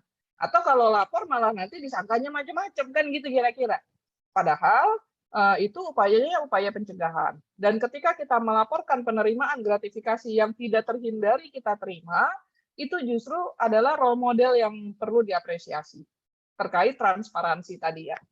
Tapi kita harus mengkomunikasikan kepada masyarakat, kepada stakeholder kita bahwa udah jangan gratifikasi saya lagi, ini saya harus lapor ini, misalnya gitu. Mungkin itu ya. Makasih Pak Aryo. Berikutnya siapa ya Bu? Mana ya? Terima kasih. Berikutnya ini Ibu Evi. Ini Bu Pauline sebentar. Bu ya. Evi. Iya, Pak Aryo. Jadi perlu kami laporkan juga ini Mbak Pauline dan mungkin diketahui oleh semua bahwa Fakultas Ekonomi karena sebagai pilot ZIWBK kami sudah membangun unit pengendali gratifikasi. Itu tadi yang disampaikan sebagai upaya pencegahan dan membangun transparansi. Alhamdulillah dari dosen sudah ada yang lapor. Ya, jadi lapor itu bukan sesuatu yang korupsi gitu, dan itu bisa digunakan. Hanya kami tadi itu perlu kami kutip Bu Pauline, mungkin perlu membuat surat apresiasi kepada yang melaporkan. Nah, itu dia, itu poinnya sudah saya catat. Next, Ibu, nanti setelah Ibu Selvi saya akan kembali ke chat lagi ya. Ibu Selvi, mohon silakan secara ringkas dari mana untuk menyampaikan poin pertanyaannya. Silakan Ibu Evi Selvi. Terima kasih Ibu Moderator sekaligus Ibu Ketua ZI Universitas Singapura Bangsa Karawang. Mohon izin Bu Pauline, saya Selvi dari Fakultas Ekonomi Unsika Universitas Singapura Bangsa Karawang. Pertanyaannya mungkin sangat sederhana Bu Pauline. Jadi gini, karena kita ini adalah dosen nih, kadang gitu ya. Kita tuh kadang kalau misalnya ada tugas yang memang bukan keahlian kita, misalnya kita ada tugas kita mau mengadakan sebuah webinar gitu ya. Nah, di mana kita harus nih mau nggak mau kita bikin flyer kan untuk mengiklankan itu gitu. Nah, karena itu bukan kompetensi saya gitu, saya nggak bisa nih bikin flyer, kemudian juga saya nggak bisa bikin sertifikat, itu desainnya. Lalu saya meminta kepada mahasiswa saya yang memang katanya bisa gitu, dia itu bikin kayak gitu. Nah ini kan mungkin aja kan mahasiswa itu memang betul bisa, tapi karena saya adalah dosennya sehingga dia mungkin dalam keadaan lagi repot juga tapi nggak bisa nolak gitu. Nah apakah hal-hal yang menurut saya itu kayaknya boleh gitu, apakah itu salah satu tindakan yang tidak berintegritas atau tindakan yang kurang tepat gitu Bu Pauline, karena kan mahasiswanya pasti takut nih, duh dosen nih yang nyuruh, padahal kan ini bukan mata kuliah, nggak nyambung dengan mata kuliah beliau nih gitu. Kemudian yang kedua, kalau misalnya kita menemukan sebuah peristiwa yang memang masuk dalam kategori korupsi dan lain sebagainya itu, adakah jaminan kepada kita sebagai pelapor, apalagi kita misalnya melaporkan sesuatu yang memang kejadiannya itu di internal, atau bahkan menimpa diri kita sendiri gitu. Nah, apakah bisa dijamin, contohnya misalnya saya melaporkan apakah keselamatan jiwa saya dan raga saya ini bisa diselamatkan gitu. Dan posisi saya gitu di kampus misalnya ada sesuatu, karena ini kan perlu juga kita tahu gitu. Dan kita kan tidak tahu ya orang itu apakah dia betul-betul bisa berkomitmen atau karena dia juga mungkin namanya manusia kan sifatnya berubah gitu. Takutnya nanti tiba-tiba dia juga nyeplos juga ke ini. Si ini dilaporin loh begini-gini. Nah, gitu sih Bu Pauline, terima kasih. Assalamualaikum warahmatullahi wabarakatuh. Waalaikumsalam. Ini pertanyaannya tadi katanya simpel tapi sebenarnya enggak ya. Nggak apa-apa. Baik, makasih pertanyaannya. Bu? Jadi gini, untuk yang pertama, kalau kita tadi bicaranya tentang korupsi ataupun gratifikasi ya, prinsipnya itu dari bawah ke atas. Jadi dari bawah dia ngasih sesuatu ke atas. Itu kira-kira ya. Nah, atas case yang tadi saya juga membayangkan di realitanya seperti apa kan gitu kira-kira ya. Kira-kiranya ada nggak ya solusi-solusi yang lain kan gitu kira-kira. Ya memang betul Bu, di satu sisi mahasiswa ini kan berarti ngejalaninnya ini secara terpaksa atau gimana ya, hubungannya sama saya ya gitu, ini additional atau gimana ya kan kayaknya kan kurang pas gitu ya. Mungkin Bu, mungkin sebagai solusi aja yang dilakukan oleh beberapa tempat yang lain, itu mereka justru kayak ada programnya, kayak program dikasih kesempatan untuk mahasiswa bisa diikuti oleh siapapun, mahasiswa tersebut bisa mendaftar kayak tim apa gitu, saya lupa di salah satu perguruan tinggi swasta itu dia bilangnya tuh komunitas apa gitu ya, bukan ekstrakurikuler juga sebenarnya, tetapi mahasiswa tersebut mendukung pekerjaan-pekerjaan yang kemudian dilimpahkan kepada dosen gitu kira-kira. Tetapi itu mereka dapat sertifikat kayak magang gitu, Bu. Nah, nanti di dalamnya macam-macam keahlian yang diperlukan ya.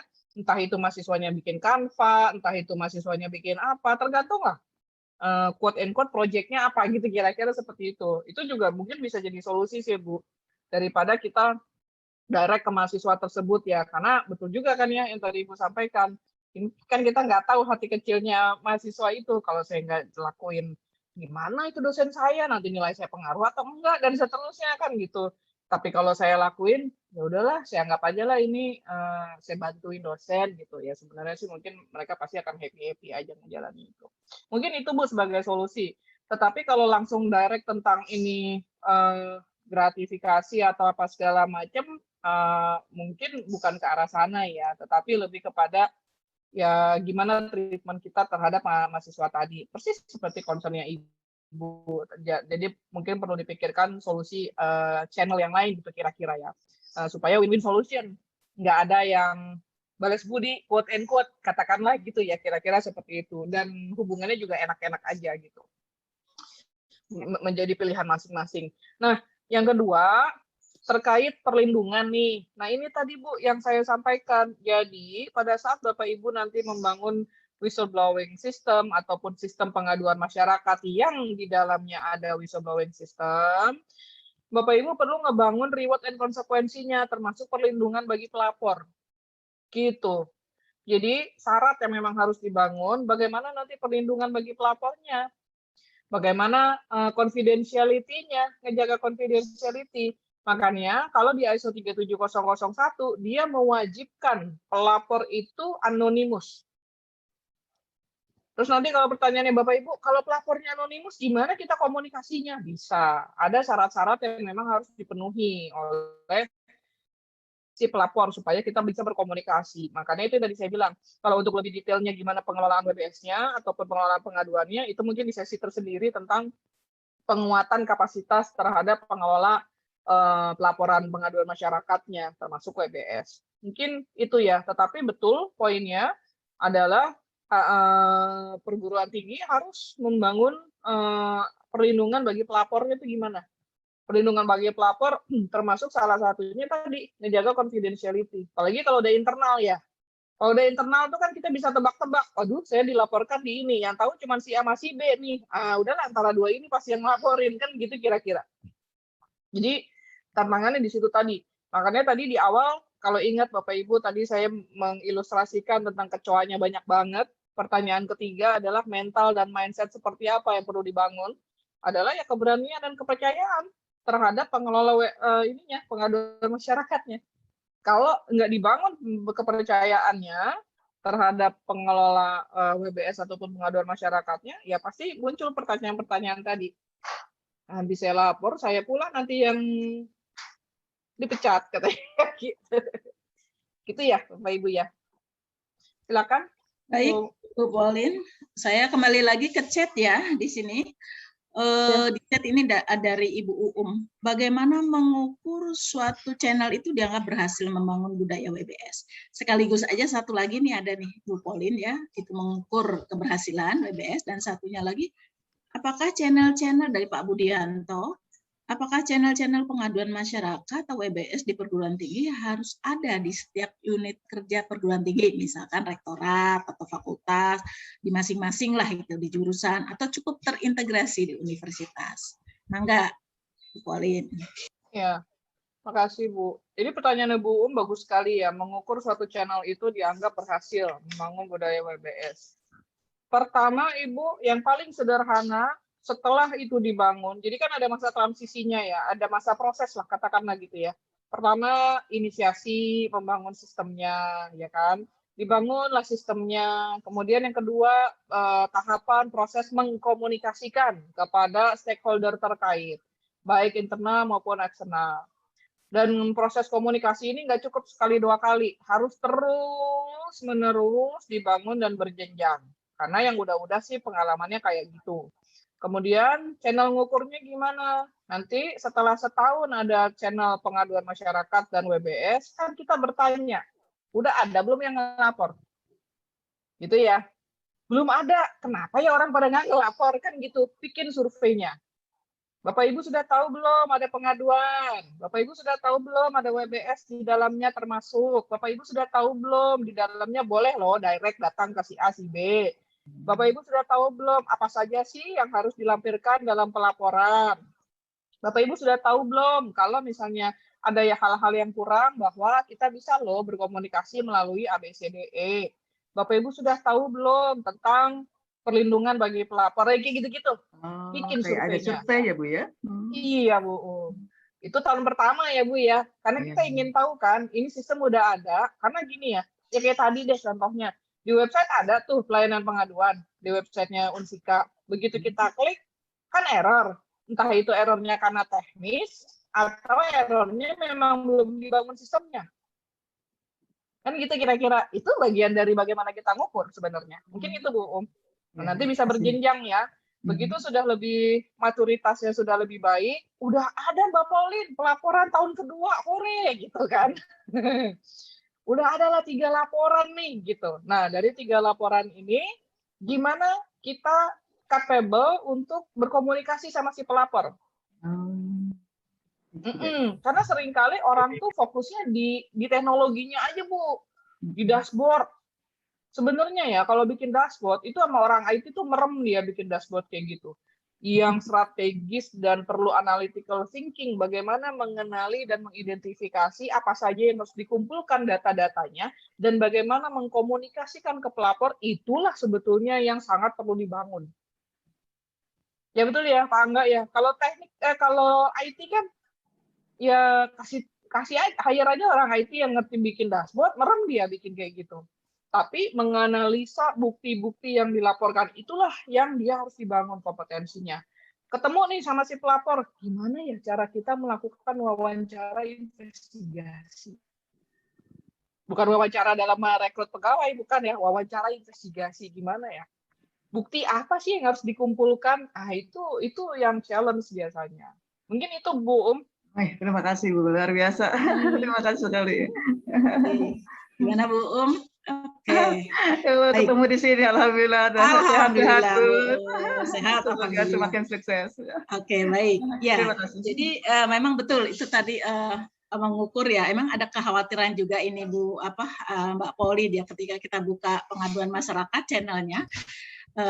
Pengalaman di Fakultas Ekonomi ini begitu buka hari pertama, hari keduanya sudah ada yang masuk ngadu gitu. Itu rasanya senang banget. Kok berarti selama senang sekali. Rasanya berarti selama ini mereka mengharapkan ada channel itu sebetulnya. Nah, itu dia. Ya kan, Bu Pauline. Nah, terus 2 hari kemudian datang lagi, masuk lagi. Jadi ada pengadu tuh kayaknya senang. Oh, ternyata ada informasi yang mereka butuhkan dan semua dikomunikasikan dengan baik. Nah, itu dia komunikasi dengan si pengadu supaya pengadu nggak merasa ketakutan ketika dia berkomunikasi. Nah, itu yang sedang kita bangun di Fakultas Ekonomi Unsika. Ya, baik itu sebagai pengalaman untuk Bu dan untuk semuanya. Baik, berikutnya saya kasih kesempatan untuk yang resen. Yang resen ya masih kita kasih kesempatan dulu ya, Bu Pauline sedikit. Oh iya, baik. Ini ada Ibu Ani Nurdiani dan Pak Dae. Saya kasih kesempatan Ibu Ani Nurdiani, silakan. Terima kasih Bu Karyaningsih. Selamat jumpa Bu Pauline. Iya Bu Ani. Ya, mungkin dulu pernah ketemu kita kali. Dulu saya dengan Pak Dedi yang sekarang jadi Wakil Wali Kota Bogor. Oh, Pak Dedi Rahim. Iya, Bu Ani. Saya sering mengadakan pendidikan anti korupsi untuk dosen-dosen seluruh perguruan tinggi. Oh iya. Pak Ruli juga, terus Pak Yoyo dan sebagainya. Oh alah, iya betul. Baik, tadi di paparan di slide-nya gitu ada yang gambar kecoa 1 itu loh Bu. Ada sikap Oh iya, oke. Saya geser ya. Silakan Bu sambil disampaikan. Bukan ini. Bukan yang 1 kecoa tadi. Sambil disampaikan Bu Ani. Nah, jadi gini, itu kan nah ini. Maaf. Mana tadi tulisannya? Nah, akan selalu ada bersembulan sebagainya gitu ya. ada satu hal lagi mungkin karena ini pernah kejadian gitu ya. Jadi sewaktu saya masih di kementerian dulu, nah saya mengetahui dan mengingatkan yang bersangkutan gitu ya, seorang pejabat, saya bilang itu nggak takut ya teman-temannya ketika saya tahu bahwa dia itu gratifikasi gitu dan cukup besar gitu ya. Kemudian saya hanya sambil berselawat sebenarnya, nggak takut tuh teman-temannya sudah nginep semua di Kuningan, maksudnya KPK gitu ya. Dia dengan santai menjawab, itu mah yang apa saja gitu loh. Jadi menurut saya di sini mungkin ada tindakan spekulatif gitu ya. Jadi selain akan selalu ada, bersembunyi dalam gelap, mengintai, tetap ada dan berkembang karena ditoleransi, dibiarkan, dan mungkin karena adanya tindakan sikap spekulatif, mungkin seperti itu ya Bu Pauline, itu menurut hemat saya gitu ya. Nah kemudian yang berikutnya berkaitan dengan whistleblower tadi gitu ya. Ya sangat berharap gitu ya. Sekarang Fakultas Ekonomi Unsika sedang membangun ZI menuju WIK. Nah kaitannya ini, bagaimana sih tadi juga banyak uraian gitu. Jadi bagaimana sih hal yang yang paling efektif sekali gitu ya, supaya ketika misalnya ada yang mengadukan gitu ya, dan kemudian itu dirasa misalnya dari sisi bukti juga cukup, sudah ada bukti permulaan gitu ya. Tetapi kemudian kan ada hal yang seperti ini, seperti yang disampaikan oleh dulu Pak Nurholis Majid, Pak Cak Nur ya, dalam salah satu bukunya. Jadi mengatakan bahwa kebaikan yang disimpan dengan tidak rapih akan kalah oleh keburukan yang disimpan dengan rapih. Nah itu yang terjadi, sehingga akhirnya ketika itu dilakukan pengaduan ke kepolisian, malah akhirnya itu digugat balik dengan cara bahwa yang bersangkutan yang mengadukan itu adalah melakukan pencemaran nama baik. Jadi bagaimana hal yang paling efektif gitu ya, supaya akhirnya dari pengaduan itu bisa ditindaklanjuti dan benar yang diadukan itu akhirnya ditindaklanjuti secara hukum. Itu saja mungkin Bu Pauline. Terima kasih. Assalamualaikum warahmatullahi wabarakatuh. Waalaikumsalam. Ibu Ani, pertanyaannya bagus sekali Bu Ani ya. Ini kalau yang pertama tadi mungkin saya anggap sebagai masukan ya Ibu ya. Yang tadi ya. Nah, spekulasi atau segala macam itu. Ya memang itu sebenarnya rasionalisasi dan pembenaran orang-orang tuh ya Bu ya. Itu mah ketahuan aja. Nasib, naas gitu tahuan. Nah, misalnya itu hak-hak mereka aja ya, mereka bolehlah berpikir apa aja gitu, tapi ya mungkin itulah level integritas dan moral dan adat mereka kan gitu kira-kira ya, mereka memandangnya selama nggak ketahuan bolehlah gitu. Jadi yang kedua, jadi maaf saya potong sedikit, jadi saya paham sekarang ya, kenapa akhirnya itu terjadi lagi, terulang lagi gitu, karena mungkin ya itu sikap spekulatif tadi. Gitu. Iya betul, karena ya memang kalau secara sistem Bu, kalau yang saya lihat di berbagai tempat ya Bu ya, ya kan memang itu ya, kenapa terjadi lagi yang tadi saya sampaikan ya, selama ada manusianya pasti akan terjadi lagi gitu kira-kira ya Bu ya, di organisasi manapun, secanggih apapun kita sudah mencegah pasti. Jadi upaya pencegahan dan pemberantasan korupsi itu ya makanya memang sepanjang usia selama manusia itu ada gitu kan kira-kira seperti itu. Tinggal bagaimana caranya kita tetap semangat kalaupun itu terjadi lagi, setidaknya kalau dulu mah misalnya ya terjadinya 10 kasus, sekarang paling enggak 3 lah. Kalaupun 10, 7 ketahuan gitu kira-kira ya. 3 mungkin nggak ketahuan. Tapi kan setidaknya ada perkembangan. Itu pertama. Yang kedua, di satu sisi Bu, mungkin sebagai sharing aja, kalau saya lihat di berbagai sektor termasuk pendidikan, kalau zaman dulu gitu ya, mungkin 15-20 tahun yang lalu gitu ya, ya kita tuh kayak dari 10 orang tuh mungkin 8 lawan 2. 2-nya itu yang benar, yang satunya itu yang penting individunya aja yang benar, tapi dia nggak berani mengungkapkan kebenaran gitu kira-kira. Ya yang 2 lawan 8 ya kalah lah ya 2 gitu kira-kira. Tapi kalau sekarang nggak tahu ya, kalau saya sih menurut saya gitu dan berbagai survei yang ada, udah lumayan banget kok gitu upaya ikhtiar membangun integritas tuh adalah progresnya, karena udah banyak kan ya pejabat-pejabat yang sangat profesional, yang sangat baik dan sangat punya ikhtiar untuk terus bangun integritas bangsa ini gitu. Itu sih kabar baiknya ya. Bahkan di beberapa sektor, termasuk sektor usaha misalnya, itu saya dengar sendiri Bu dari berbagai pelaku usaha gitu, dia bilang gini, kalau dulu katanya dulu tuh ngomongin 15-20 tahun yang lalu ya, kita suap aja mau di level yang paling bawah, tengah atau paling atas, itu beres lah semua urusan. Kalau sekarang menurut mereka di beberapa tempat itu belum tentu katanya. Jadi kalau saya suap yang di bawah, yang tengah belum tentu bagus. Yang tengah bisa jadi bagus orangnya. Atau yang tengah, yang atas bisa jadi pimpinannya bagus. Atau yang bawahnya nggak bisa di-swap. Artinya apa? Itu hiburan yang sangat menyenangkan ya, yang sangat cukup melegakan hati di beberapa tempat sebenarnya sih ya lumayan lah ada hasilnya lah upaya ikhtiar kita Bu Kalyaningsi, Bu Ani gitu ya, terus menerus menyuarakan integritas di berbagai hal gitu dan secara kontinu. Saya rasa itu di beberapa tempat mata rantai terjadinya korupsi itu adalah yang terputus. Ya cuman apakah nanti tengah-tengahnya nyambung lagi apa segala macam ya tergantung memang. Tapi saya rasa itu naik turun. Nah, yang ketiga, Ibu, kalau bicaranya solusi, ya solusi itu saya rasa apa yang kita lakukan hari ini pun menjadi bagian dari solusi di mana terus nyari gitu. Apalagi nih cara yang kita bisa lakukan untuk menutup peluang. Dan gitu kira-kira ya. Sama ketika tentang pengaduan masyarakat ataupun masuknya ke law enforcement agency, memang iya Bu, betul Bu, itu kita tidak menutup mata ya, ada risiko-risiko kita digugat balik gitu. Makanya kalau dari yang pendek pengalaman yang saya lihat, kita memang perlu terus membangun kompetensi tadi ya, ekstra hati-hati ketika kita mau memberikan pelaporan, ketika kita ngelola segala macam lah. Apalagi kondisi kayak sekarang. Sekarang tuh kadang-kadang kita nggak tahu nih, jadi sebenarnya bener yang salah tuh yang mana sih? Kalau ngomongin pemberantasan korupsi gitu.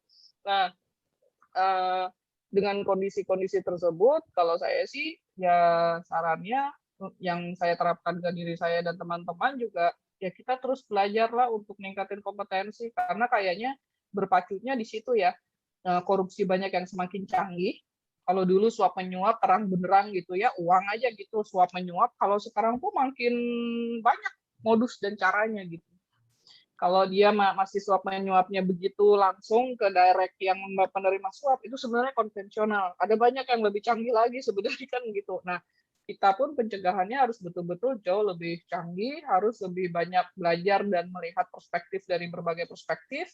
Tidak hanya hukum saja, tetapi apalagi kalau udah bicaranya society atau masyarakat ya, antropologinya juga harus dilihat, psikologisnya harus dilihat, hukum juga tentulah harus dilihat, sisi pendekatan ekonomisnya juga harus dilihat dan seterusnya. Mungkin itu Bu Ani. Kemudian jawaban saya terakhir, terus terang saya dan teman-teman itu lagi banyak fokus salah satunya di penguatan sistem manajemen anti suap tadi ya, ISO 37001.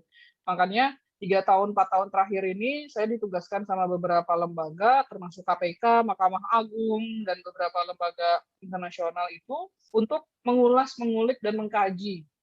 Kan ini udah ada WBPK, WBBM, ZI dan seterusnya ya. Ketika kami melakukan gap analysis misalnya terhadap sistem manajemen anti suap dengan sistem yang ada, itu gapnya ternyata memang masih banyak yang ruang untuk improvementnya masih banyak Bu Ani. Jadi ya itu sih, kita terus aja ikhtiar untuk terus memperbaiki diri, karena para koruptor juga kayaknya belajar mereka untuk bagaimana berkorupsi secara lebih canggih dan nggak ketahuan. Itu mungkin Bu Ani ya. Ada yang lebih canggih lagi, meminjamkan kartu ATM Bu. Wah banyak Bu, bener, banyak banget. Banyak. Saya Mbak Dwi Siska itu sama ada beberapa rekan saya, kita fokus waktu itu bantuin KPK bikin sebuah buku, udah dipublish kok di KPK itu, kalau nggak salah ya, memahami tindak pidana pencucian uang dari pidana korupsi. Oh itu macam-macam. Ada orang yang korupsi nih, dapat uang, disimpan ke yang paling gampang orang-orang terdekatnya, betul ya? Masukin ke rekening-rekening orang yang dekat dong, istri atau suami, anak dan seterusnya. Itu udah lama ya, gaya lama itu. Tapi itu gaya lama betul. Tapi banyak juga yang jauh lebih canggih dari itu gitu. Dan itu macam-macam gitu. Jadi memang ya kompetensi sih mungkin ya Bu ya untuk para pencegah ini. Makanya saya kadang-kadang kalau dari webinar ke webinar, dari upaya-upaya pencegahan, program-program anti korupsi dan seterusnya, pendekatannya di level value bagus, di level ceramah bagus, tapi itu pasti nggak cukup. Karena biasanya orang-orang yang baik itu ya insya Allah dia mah nggak korupsi gitu ya. Ketika dia orang serakah, diceramahin ya nggak kena biasanya. Entah. Itu kira-kira Bu Ani. Mungkin bisa lanjut ke yang lain, Bu Ani. Makasih. Makasih, Bu. Terima kasih Bu Ani. Oke. Mbak Polin masih bisa alokasikan waktu 5 menit lagi boleh? 5 menit lagi, oke. Tapi gini, saya karena tadi saya mohon maaf, saya tidak bisa ke apa yang resen lagi. Mohon maaf sekali. Ini ada yang Pak Dai, boleh Pak Dai. Oke, nanti Pak Dai. Oke. Dari tadi ini Bu resen soalnya. Polin. Oke. Karena udah disebut ya. Nanti sebentar coba saya sampaikan. Ini ada yang masuk ke WA Bu Polin. Karena tadi Bu Polin menyampaikan kaitannya dengan pengaduan yang direct, SMS, WBS dan sebagainya. Nah, ini ada salah seorang dosen ya, ini melalui WA, makanya saya sampaikan aja, mengadukan adanya terjadinya penyimpangan ya, satu kecurangan kepada pimpinan. Tapi justru yang terjadi adalah bukan diberi apresiasi, malah diberi sanksi dosen tersebut gitu. Bahkan termasuk sampai tidak boleh mengajar dan sebagainya. Nah, ini bagaimana untuk yang seperti ini? Ini nanti belakangan aja jawabnya. Saya memberi kesempatan ke Pak Dai Libas karena tadi udah raise hand. Oke, silakan Pak Dai. Pak Dai Libas, di manakah gerangan? Masih di mute, Pak. Iya. Terima kasih Bu Ketua atas kesempatannya. Mohon singkat ya Pak Dai. Ya. Silakan. Pertama saya ucapkan ke Bu Pauline atas kesempatan. Menurut saya pemaparan Ibu tadi hebat, luar biasa, sama dengan Ibu Kaya, komplit dari awal sampai akhir semuanya menyentuh, Bu ya. Satu lagi saya lihat Bu ya, tadi dari pemaparan Ibu banyak ditemukan korupsi, ya Bu ya. Hebat sekali korupsinya ditemukan oleh pemeriksa. Tapi ada lagi pertanyaan Ibu Pauline, apakah ini udah semua atau belum? Jangan-jangan yang ketangkap ini hanya sebagian. Yang nggak ketangkap masih banyak, ya Bu ya. Jadi diperlukan auditornya yang canggih. Terus satu lagi, kalau negara mau bersih, diperlukan orang yang sadar, jujur, itu Bu ya. Itu. Nah, dengan berdasarkan itu, saya melihat Ibu Pauline nih. Ternyata Ibu Pauline ini adalah, kata Ibu tadi, dari ininya penggiat anti korupsi. Terus aktivis anti korupsi. Terus rekam jejak yang sangat bagus menurut saya. Ibu dari KPK, saya sangat salut dengan orang KPK itu Bu ya. Nah, tapi menurut saya Ibu Pauline adalah artinya kapanpun Ibu akan terus berjuang, kan? Nah, terus akan saya Bu ya. Cara sekarang ini belum menurut saya nih mungkin belum maksimal. Buktinya ternyata korupsi ada terus korupsi. Nah, jadi kondisi sekarang sulit menghabiskan korupsi ini menurut saya Bu ya. Nah, menurut saya Bu, caranya gimana yang belum ditempuh negara? Caranya kita harus hukum negatif, yaitu hukum pembuktian terbalik, ya Bu ya. Contoh dulu presiden kita merancang ini, Gus Dur, jatuh dia. Menurut saya Gus Dur jatuh karena dia merancang hukum negatif. Satu lagi contohnya, ada negara yang hukum negatif, Singapura. Saya nggak banyak-banyak ada gembor-gembor korupsi, tapi negaranya nilainya 9,7 dari apa itu bagus sekali. Contoh dia Singapura itu pakai hukum negatif Bu. Contoh ada lagi satu negara, Cina kan pakai hukum positif, bahkan sampai ditembak mati, tapi nilainya cuma 3,6. Ya kan, Singapura nilainya 9,7. Jadi menurut saya Bu, seperti gambar Ibu tadi, kecoa ini dia dihajar juga dengan korupsi, bukannya habis, tambah banyak. Hebat-hebat orang anti korupsi, ada KPK, tapi korupsi tambah banyak, bukan tambah habis. Satu lagi Bu. Satu lagi Bu. Kasihan Ibu Pauline nya. Satu lagi Bu. WBS ini surat Bu ya. buat surat itu bias, Bu. Contoh gini, dia membuat surat tentang kantor, dia bilang di suatu, Pak, ada korupsi di kantor A, banyak, itu aja. Tidak menunjuk anggaran, tidak menunjuk tidak menunjuk tempatnya di mana, pekerjaannya apa, nggak menunjuk. Menurut saya begini, biar masyarakat tuh gampang mengadukan. Sekarang masyarakat bingung. Jadi di sini banyak korupsi, Pak, silakan periksa. Jadi bias, Bu. Nah, itulah menurut saya WBS ini harus dituntun, diberikan contoh, itu Bu ya. Itu pikiran saya, Bu. Selanjutnya silakan, Bu, tanggapannya gimana? Baik, Pak Day, terima kasih banyak. Saya tangkap 3 hal nih, Pak Day ya. Yang pertama itu merupakan doa buat saya. Amin. Terima kasih, Pak Day ya. Statement Pak Day yang di awal.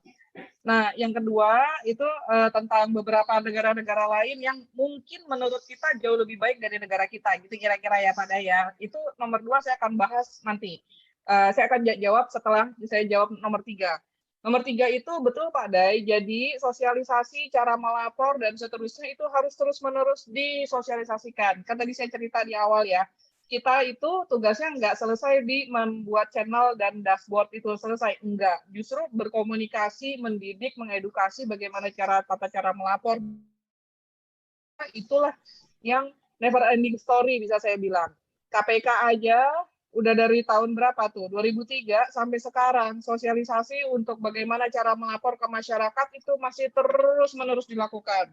Faktanya lebih dari 60% ya. Seingat saya saya lupa tahun berapa, itu justru yang dilaporkan ke KPK bukan pidana korupsi.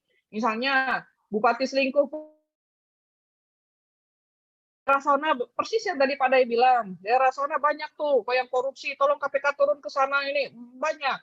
Menurut saya itu kita apresiasi saja karena semangat masyarakat yang memang begitu. Dia kepengen nyampein apa aja yang ada di kepala dan di unek-unek mereka. Cuman mereka nggak tahu gimana sih caranya membantu dengan lebih konkret gitu kira-kira. Tapi saya rasa itu harus kita anggap sebagai penyuntik semangat kita. Gitu ya, ketika kita ada beberapa hal yang harus kita luruskan dan edukasi, ya kita edukasi dan luruskan, gitu kira-kira ya Pak Day ya. Dan kenapa saya bilang pencegahan korupsi itu seperti maraton bukan sprint, karena ya memang seumur usia kita ya itulah yang memang kita harus komunikasikan ke mereka. Sama lah ya Pak, kayak di rumah, mendidik anak kan juga mungkin seumur usia kan gitu kira-kira, termasuk mendidik diri sendiri kan gitu kira-kira. Nggak bisa cuma dibilang, saya udah komunikasikan ini 3 kali nggak ngerti-ngerti, nggak juga ya. Jadi selama itulah terus dididik. Saya mau menjawab yang nomor 2, Pak Day. Beberapa tahun yang lalu saya sempat 1 bulan di Hong Kong. Bertemulah dengan para kayak KPK-nya Cina dan Hong Kong ya. Dan Malaysia dan Bhutan dan beberapa negara yang lain. Yang saya mau bilang Pak Day, kita harus tetap berbesar hati dan semangat karena negara-negara lain itu dalam rangka pemberantasan korupsi melihat ke Indonesia itu angkat topi, Pak Day. Justru mereka sangat salut dengan kita. Bapak Ibu, kalau kita bandingkan dengan Singapura, seberapa besarlah wilayah Indonesia ini? Clear ya, Singapura cuma Jakarta aja, kecil banget lah, bisa dikantongin sama presiden kita. Kira-kira gitu ya kalau saya bicara gampangnya. Nah, di Singapura itu sebagai fakta yang kita tahu, Nazarudin pun kita nggak bisa tangkap di Singapura ya Pak Day. Mungkin pelayanan publiknya mereka jauh lebih bagus dari kita. Tetapi tergantung daerah mana dulu. Negara kita pun di kota-kota besar pelayanan publiknya udah cukup bagus ya dibandingkan 15 dan 20 tahun yang lalu lah katakanlah gitu. Jadi di Singapura itu kayak Nazarudin waktu itu orang KPK-nya tuh hanya bisa ngikutin aja nggak bisa nangkep. Jadi kalau waktu saya masih di KPK, kadang-kadang kita diskusi tuh ngobrol sama orang CPIB-nya Singapura, ya, KPK-nya Singapura. Kita suka godain, iyalah pelayanan publiknya di sana bagus. Tapi ya itu, kalau koruptor di situ kita nggak bisa nangkep gitu. Jadi masing-masing tuh punya kelemahan dan kelebihannya masing-masing. Itu Singapura. Saya cerita Malaysia. 3-4 tahun. 5 tahun yang lalu ya, saya di Malaysia selama seminggu ambil sertifikasi ISO 37001 karena di Indonesia waktu itu belum ada. Ngobrol sama orang Malaysia. Pak Day tahu ada penyelidik KPK yang kena Bang Novel, air keras, betul ya? Nah, di Singapura itu nggak kalah sadis, Pak Day. beberapa tahun yang lalunya juga sebelum kejadiannya Bang Novel, itu ada penyidik yang maka tuh KPK ya, KPK-nya di Malaysia itu juga kena ini di semen sampai mati maksudnya ya, di semen. Tapi apa yang terjadi? Kalau Bapak Ibu browsing tentang hal itu susah ketemunya. Kalau di Indonesia itu, walau bagaimanapun juga, keterbukaan informasi, istilahnya pejabat kesandung aja kita tahu, kan gitu kira-kira ya. Betul ya? Betul. Itu, makanya Malaysia itu sangat salut dengan Indonesia. Itu terus kemudian Bapak tadi sebut Cina. Kita nggak geser ke Cina dan ke Hong Kong ya. Cina deh. Cina itu, saya bilang kok sama mereka waktu saya sebulan di Hong Kong. Wah, kita tuh orang Indonesia tuh salut banget sama pemberantasan korupsi di Cina, saya bilang. Terus mereka ketawa, kenapa kata dia gitu? Kenapa Pauline? Orang Cinanya langsung, iya karena kalian hukum mati, kan itu yang kita sering dengar. Terus dia bilang ini, hahaha, kata dia gitu. Dia bilang, iyalah kami ini penduduknya banyak, terus partainya ya kayak gitu modelnya katanya, pejabatnya juga banyak. Ibaratnya yang korupsinya 1 juta, ya 1 juta nih yang korupsi, yang ketahuan misalnya 10, 1 kita tangkap dan kita hukum mati, kita sebarkan itu ke dunia. Di dunia tahunya pemberantasan korupsi di Cina jempolan. Padahal yang ketahuannya cuma sedikit. Yang nggak ketahuannya juga banyak, Pauline katanya. Jadi you don't have to be worry, we are the same lah, kata dia gitu. Jadi Pak Day, kadang-kadang kita tuh terlalu sibuk, capek dan lelah menganggap kita tuh korup banget gitu. Dan kita lupa, Bapak Ibu yang berada di sini kan orang-orang yang punya integritas dan komitmen anti korupsi yang luar biasa. Kan gitu kira-kira. Dan terkesan kayaknya kita tuh korup banget karena bad news is a good news buat media. Betul ya? Korupsinya sebenarnya nggak sebanding dengan jumlah Bapak Ibu orang-orang yang berkomitmen di bidang anti korupsi ataupun berkomitmen profesionalisme, sebel banget sama korupsi dan seterusnya, berjuang, melaporkan dan seterusnya. Tetapi boro-boro lah kita diberitakan yang bagus-bagus kan gitu. Yang diberitakan yang nggak bagus-bagusnya. Jadi seolah-olah itulah yang terkesan korup banget. Lihatlah negara lain. Yang saya mau bilang, yang saya dengar dari negara-negara yang Bapak tadi sebut, enggak sebegitunya juga. Mereka justru sangat salut dengan pemberantasan korupsi di kita, Pak Day. Itu, Pak Day. Jadi, saya selalu berpesan dan selalu mengajak ke Bapak Ibu semuanya, kita harus terus maju. Sepanjang usia memang urusannya adalah ya ini, menegakkan, membangun kultur integritas mulai dari diri sendiri. Dan memang ini ya Pak Day, Bapak Ibu semuanya, untuk membangun integritas itu dan memberantas korupsi itu, kalau saya melihatnya, nggak mungkin juga sampai 0. Pokoknya selama ada manusia dan di mana di situ kewenangan mengalir dan duit itu mengalir, ada aja lah peluang korupsi itu. Kan gitu kira-kira. Mau itu di negara Amerika pun, ya kayak gitu sama aja. Itu ya. Jadi Bapak.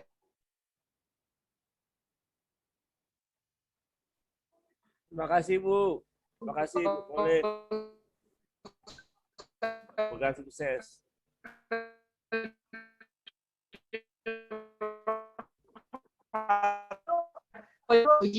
Bagaimana berkelakuan? Gangguan jaringan. Ya, Gangguan jaringan. kayaknya jaringan ya. Oke, nah sekarang udah jelas lagi, coba Bu Pauline. Oke, tadi terputus-putus. Iya. Nah, oke, sekarang jelas. Enggak, Mbak. Iya. Oke. Jelas. Ya, Question tadi. Tadi saya nggak tahu sih terstopnya di mana. Iya. Baik, Mbak Pauline mungkin satu lagi bisa mendengar suara saya. Tadi. Bisa, Ibu? Ya, bisa. Oke. Baik, saya kira penjelasan cukup clear ya. Hanya tadi yang pertanyaan saya yang terakhir, Mbak Pauline mohon bisa direspon. Karena kekhawatirannya adalah nanti orang jadi agak ketakutan untuk mengadu, ya, karena di sini mengadu kepada pimpinan, di mana pimpinan akhirnya justru malah memberi sanksi bukan mengapresiasi. Padahal harusnya apresiasi. Oh ternyata di situ ada loh, ada barang kotor di situ, dikasih tahu, tapi malah dimarahin. Nah, gimana ini menyikapinya, Mbak Pauline? Makasih. Baik, terima kasih Bu Karyaningsih. Jadi Ibu, kalau untuk membangun hal tersebut memang edukasi, sosialisasi, briefing, diskusi, dan namanya bangun awareness itu memang justru perlu dimulai dari level pimpinan. Karena kalau level pimpinannya belum paham tentang konsep pengaduan pelaporan masyarakat, program-program anti korupsi, semangatnya apa, dan seterusnya, bereaksinya maka akan seperti itu kadang-kadang gitu. Jadi kalau sependek pengalaman saya mendampingi berbagai lembaga itu, termasuk perguruan tinggi ataupun perusahaan bahkan BUMN, BUMD, kita mulai dari top leadernya dulu Bapak Ibu. Workshop, briefing, eksekutif briefing, katakanlah gitu lah ya. Di level leadership itu perlu dimulai dari atas dulu. Kenapa? Karena kan mereka nanti yang akan diandalkan sebagai role model tuh mereka. Justru kalau dari sisi merekanya juga nggak terbuka atau mungkin, mohon maaf, misalnya sebenarnya sih ada dua hal. Satu dari level awareness ya. Yang kedua, mereka pun pemain, kan gitu kira-kira. Nah dua-duanya. Kalau dua-duanya ini tantangannya nanti dan treatmentnya bisa beda-beda. Kalau dia level awareness lebih mudah tentunya. Kita ajak ngobrol kan gitu kira-kira ya, sosialisasi, briefing, diskusi, ngebangun komitmen dan seterusnya. Tapi kalau yang kedua ini tantangannya agak beda lagi gitu. Tapi tetap komunikasi secara persuasif dengan berbaik sangka dan seterusnya itu tetap dibangun. Berharap nanti satu saat dalam proses change management-nya itu ya bisa berubah gitu. Kira-kira seperti itu Bu. Paling tidak ketika top manajemennya ada niat-niatan tertentu agak ngerem. Kenapa? Karena level agak di bawahnya itu kuat gitu. Karena saya lihat di beberapa organisasi, Bu, top manajemen berganti 4 tahun sekali. Tapi level di bawahnya itu nggak berganti kan? Nah, gimana caranya ngebangun level yang di bawahnya top manajemen itu, Bu? Ya, gitu sih, Bu. Betul. Baik. Demikian Bapak Ibu, terima kasih banyak atas kesempatannya. Mohon maaf kalau saya ada kurang berkenan menyampaikan sesuatu. Semoga Bapak Ibu sehat-sehat dan bermanfaat ya materinya ya. Amin. Sangat bermanfaat itu Mbak Pauline ya. Jadi tadi jawabannya clear ya di situ bahwa itu tadi karena mungkin faktornya ada dua, awareness dan kalau dia pemain seperti itu jadi harus terus-menerus. Nah, mungkin ada satu lagi solusinya Bu Pauline. Pengaduannya yang tadinya udah langsung dibikin lagi pengaduan lagi yang pengaduan lagi yang tapi yang tertulis anonymous tadi ke WBS. Iya, sama libatkan eksternal Bu, libatkan eksternal. Libatkan eksternal.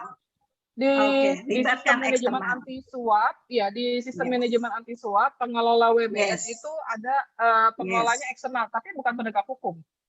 Betul. Ya, jadi di Unsika ini sudah ditempel Bu, Mbak Pauline itu WBS-nya Inspektorat Jenderal. Oh nah, iya.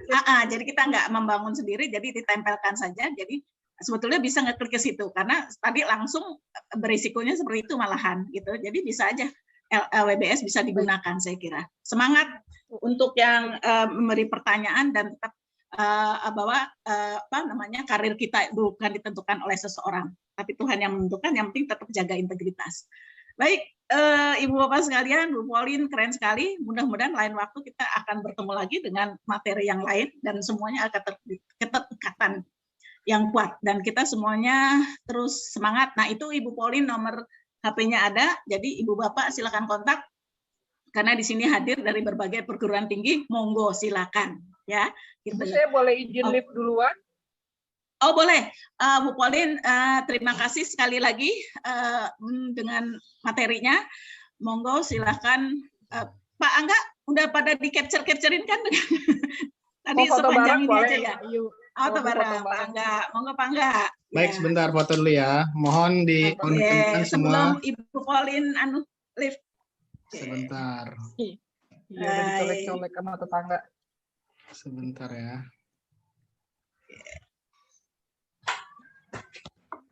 Senyumnya, Ibu Ani senyum coba. Ya. Gangguin Bu Ani. Sebentar Bu, aduh ini kedengar. Pak Asep ada sepeda di belakangnya, keren Pak. Kenapa? Selain Pak Angga bisa dibantu Pak Danang, Ibu Ibu 2. Reminta, bisa dibantu. Yang Oke. slide 2 sebentar. Ini karena banyak ya Bu ya. 2. 1, Oh, 2. banyak ya nih. Tadi sebagian udah ada yang live. Alhamdulillah hari ini kita hadir 166-an lebih Bu Pauline yang hadir di ruangan luar ini. biasa. Luar biasa, alhamdulillah. Mohon maaf waktunya keambil ini karena Bu Pauline harus on time jam 11, keambil 11 menit. Iya. Baik, punten Bapak Ibu ya, saya live duluan. Ya. Terima kasih banyak Semoga sudah Ibu, terima kasih. sehat-sehat semuanya. Assalamualaikum Oke, warahmatullahi wabarakatuh. baik, terima kasih banyak. Waalaikumsalam warahmatullahi wabarakatuh. Oke. Baik, terima kasih. Baik Ibu Bapak sekalian, itulah yang pertemuan kita hari ini dengan Ibu Pauline yang aktivitasnya sangat tinggi ya, mobilitasnya tinggi. Habis ini beliau akan melakukan interview dengan salah satu perusahaan private kaitannya dengan itu tadi, anti penyuapan juga. Nah, Ibu Bapak sekalian, tugas saya sudah selesai dari panitia dan akan saya kembalikan lagi kepada Bapak Angga sebagai pembawa acara. Silakan Bapak Angga. Baik, Ibu, terima kasih. Ya. Baik Bapak Ibu, terima kasih yang telah hadir dalam acara ini. Saya ingatkan kembali untuk mengisi daftar hadir presensi yang sudah saya kirimkan di kolom chat. Ya Bapak Ibu, mohon diisi kembali. Ya, izin aja sama Pak Angga ya. Ya, Pak. Nih, mau jemput cucu. Ya. Baik Bapak Ibu, sekali lagi nuhun, Pak Soni nuhun. Ya, mohon maaf apabila ada pertanyaan yang tidak terakomodir karena mengingat waktu juga terbatas, tapi jangan khawatir, nanti kita akan ada acara di sesi-sesi berikutnya mungkin tentang gratifikasi, anti korupsi, atau seperti yang tadi Bu Pauline bilang, peta risiko tentang anti korupsi. Baik, saya cukupkan untuk hari ini. Terima kasih sekali lagi saya ucapkan kepada para peserta. Saya akhiri, billahi taufiq wal hidayah. Wassalamualaikum warahmatullahi wabarakatuh. Waalaikumsalam warahmatullahi wabarakatuh. Waalaikumsalam warahmatullahi wabarakatuh. Bu Karyaningsih, makasih banget. Terima kasih sama-sama semua. Ya Ibu, makasih banget Ibu Karyaningsih. Bangga semuanya. Bagus banget. Iya. Materinya bagus. Kasih Bu Arek 2. Nuhun. Ya. Arek, makasih Bu Karya. Sama-sama. Bu Rahmat. Ya, mana? Habis kelihatan tulisannya aja sih. Ada Bu. Ada dari Cantiknya nggak kelihatan jadinya. Saya izin live ya Bu ya. Makasih. Siap. Nuhun. Semuanya. Assalamualaikum warahmatullahi wabarakatuh. Dari Dikti ada yang hadir juga, Ali Akbar. Oh iya, dari Dikti karena tadi saya share ke grup Dikti, izin beliau dulu. Dan hadir ya. Izin live Ibu Karya. Siap, makasih Bu As. Nanti kita ke UNM. Siap. Enggak. Salam ke teman-teman di UNM. Enggak. Pak Akil, apa kabar Pak Akil? Ya, terima kasih Bu Karyaningsih. Ya, sama-sama. Kalau tidak situasi begini enak luring ya Bu. Iya kalau luring saya kasihan jauh. Iya. Saya jauh kalau luring. Iya. Itu luar biasa sekali Bu Karyaningsih ini. Ibu Paulina luar biasa ini, Masya Allah. Saya baru kali ini mendapatkan informasi yang cukup tajam analisisnya. Apresiasi sekali Bu Karyaningsih ini. Ibu Paulina. Alhamdulillah, kita berjuang bersama ya Pak. Iya. Terima kasih Bu Karyaningsih. Mohon izin. Mangga nuhun. Sehat selalu. Waalaikumsalam warahmatullahi wabarakatuh. Alhamdulillah. Oke.